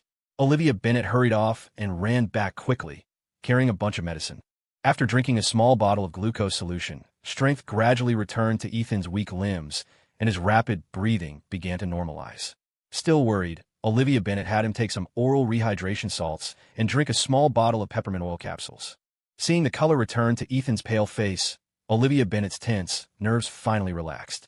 She suddenly realized she was drenched in sweat, unsure if it was from the heat or the scare. "I also bought cooling patches. Take off your shirt and put these under your arms." Ethan removed the wet cloth from his face. "No need, I'm fine now." Ethan had been plagued by illness in his past life. There's a saying that some people are just predisposed to certain conditions, regardless of lifestyle. Like his stomach cancer meant his stomach function was weak. Other illnesses were the same. Today's sudden heat stroke and hypoglycemia served as a wake-up call. If Olivia Bennet hadn't been there, he would have been in danger. It seemed he'd have to be more careful in the future. After all, it was his own body. "Thanks. I didn't expect you to know so much." Olivia Bennet's actions just now went beyond his preconceived notions of her. She had acted calmly and methodically, using the quickest methods to alleviate the heat stroke. "Back when I was touring with my girl group, we performed in weather hotter than this. People often dealt with low blood sugar and heat stroke. For someone like you, it's best to carry some candy and make sure you eat your meals on time every day." Ethan had knocked over the lunchbox earlier. They need to buy another one. But looking at Ethan's condition, she couldn't bear to leave him alone. Ethan slowly got up and picked up the dropped lunchbox from the ground. "What are you doing?" "It's spilled." "It's not dirty. It was in a plastic bag. It's still edible." The lunchbox was still warm. Ethan poured the rice from the bag back into the container and started eating. A little dirt won't hurt.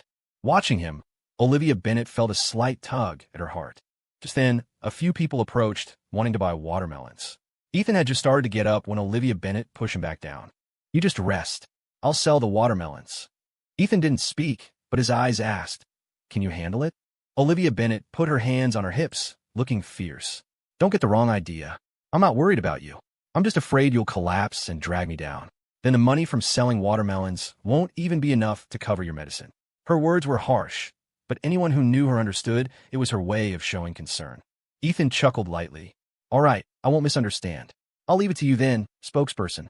Olivia Bennet was awkward at first, but more and more people started arriving to buy watermelons, eventually forming a line. The watermelons, originally sold by weight, ended up being sold individually for 15 yuan each.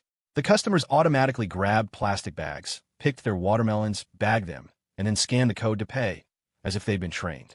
More than half the cartload of watermelon sold out in just half an hour. Olivia Bennet looked at the empty cart, her face beaming with pride. "See? It takes the official spokesperson to get things done. Look how quickly I sold the whole cart." Had this cartload really just sold out naturally? There was nobody around before. How could a crowd suddenly appear, lining up to buy? Ethan gazed in the direction Victoria Harper had left, instinctively feeling she was involved.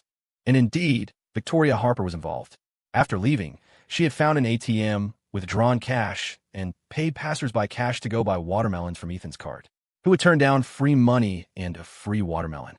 A staff member quietly turned off the camera, wiping sweat from his brow, and said, "Boss, this is against the rules." I felt like it. Since you know I'm the boss, you should know the boss's rules are the rules. After selling the watermelons, the two high-fived. In that moment, Olivia Bennet completely let go of her dislike for Ethan. She danced around Ethan excitedly.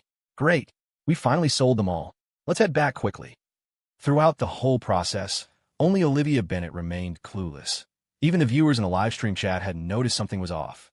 Olivia Bennet is so clueless, LOL. They barely sold any at the farmer's market this morning with all those people around. How could so many customers suddenly show up? Does she really think she sold them all with her looks and hard work? It was obviously staged by the production crew.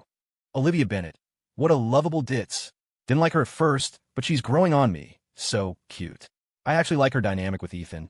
Much better than with Christopher. They look good together. Isn't Olivia Bennet Amelia Harper's BFF?